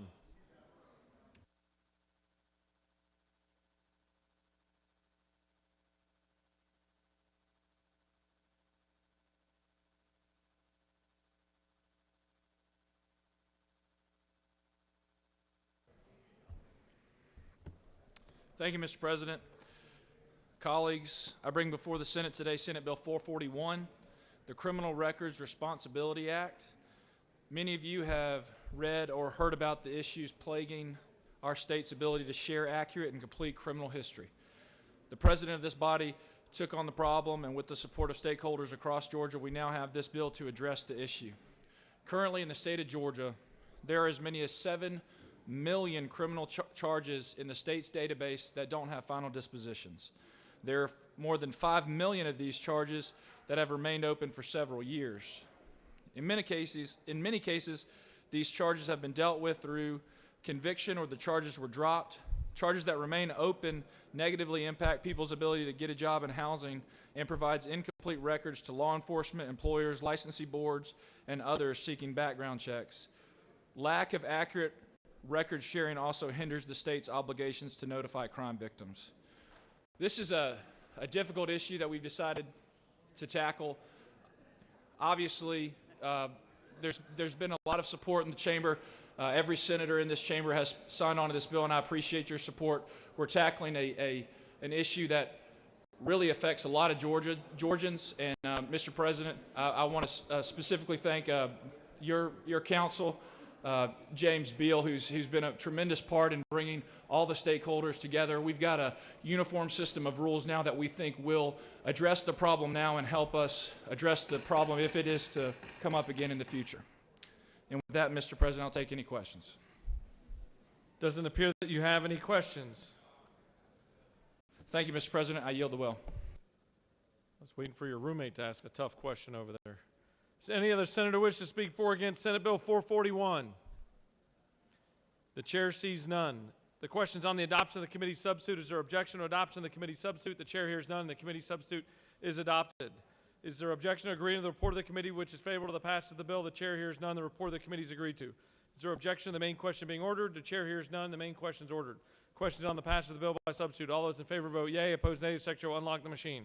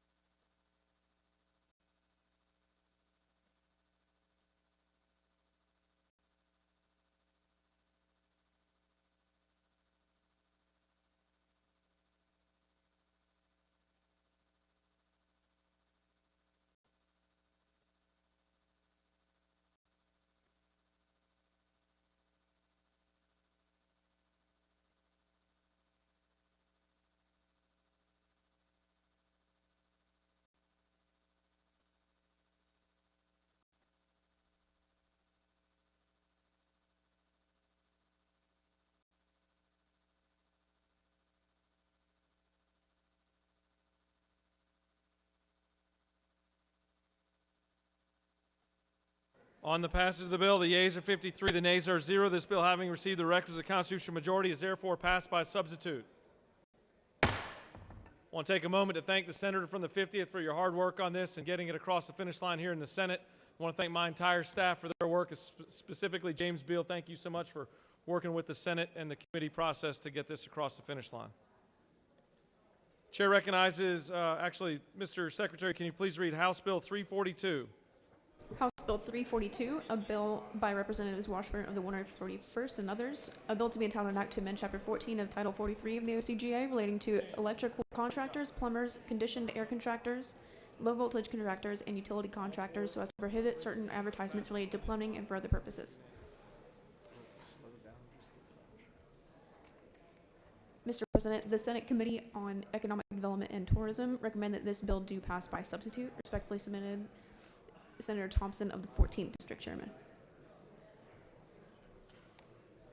Mr. President, the Committee on Economic Development and Tourism offer the following substitute to House Bill 342, a bill to be entitled an act to amend Chapter 14 of Title 43 of the OCGA relating to electrical contractors, plumbers, conditioned air contractors, low voltage contractors, and utility contractors, so as to prohibit certain advertisements related to plumbing and for other purposes.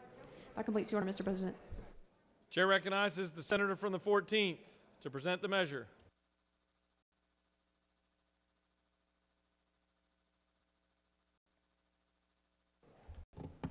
Thank you, Mr. President. Very simple bill. It's a transparency bill.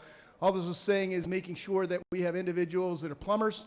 They're not extending themselves out for hire as if they're master plumbers or not. We had this happen during COVID. We're just saying that you need to represent yourself as you've extended it out. With that, Mr. President, I'll yield the well unless there's any questions.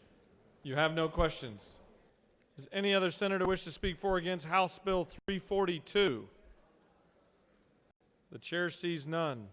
The questions on the adoption of the committee substitute. Is there objection to adoption of the committee substitute? The chair hears none. The committee substitute is adopted. Is there objection to agreeing to the report of the committee which is favorable to the passage of the bill? The chair hears none. The report of the committee is agreed to. Is there objection to the main question being ordered? The chair hears none, and the main question is ordered. Questions on the passage of the bill by substitute. All those in favor vote yea. Opposed nay. The secretary will unlock the machine.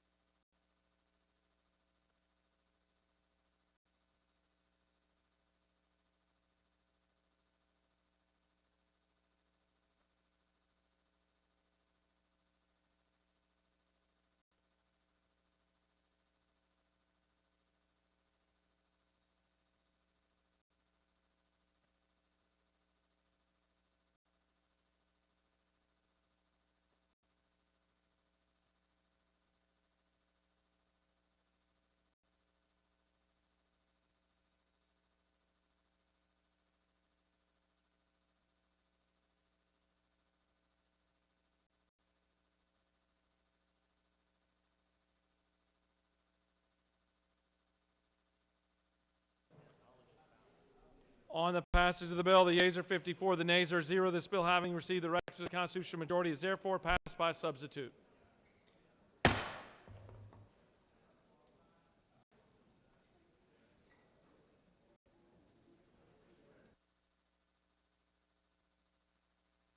The chair recognizes the majority leader for a motion.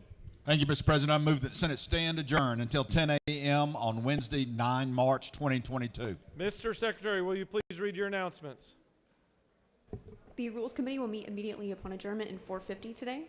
The Higher Education Committee will meet in 4:50 at 1 p.m. today. The Insurance and Labor Committee will meet in Mez 1 at 1 p.m. today. The Health and Human Services Committee will meet in 4:50 at 2 p.m. today. The Public Safety Committee will meet in Mez 1 at 2 p.m. today. The Regulated Industries and Utilities Committee will meet in 4:50 at 3 p.m. today. The Judiciary Committee will meet in 307 of the CLOB at 4 p.m. today. The Natural Resources and the Environment Committee will meet in 310 of the CLOB at 4 p.m. today. The Government Oversight Committee will meet in 310 of the CLOB at 5 p.m. today. That completes the order, Mr. President. Chair recognizes the Appropriations Chairman for an announcement.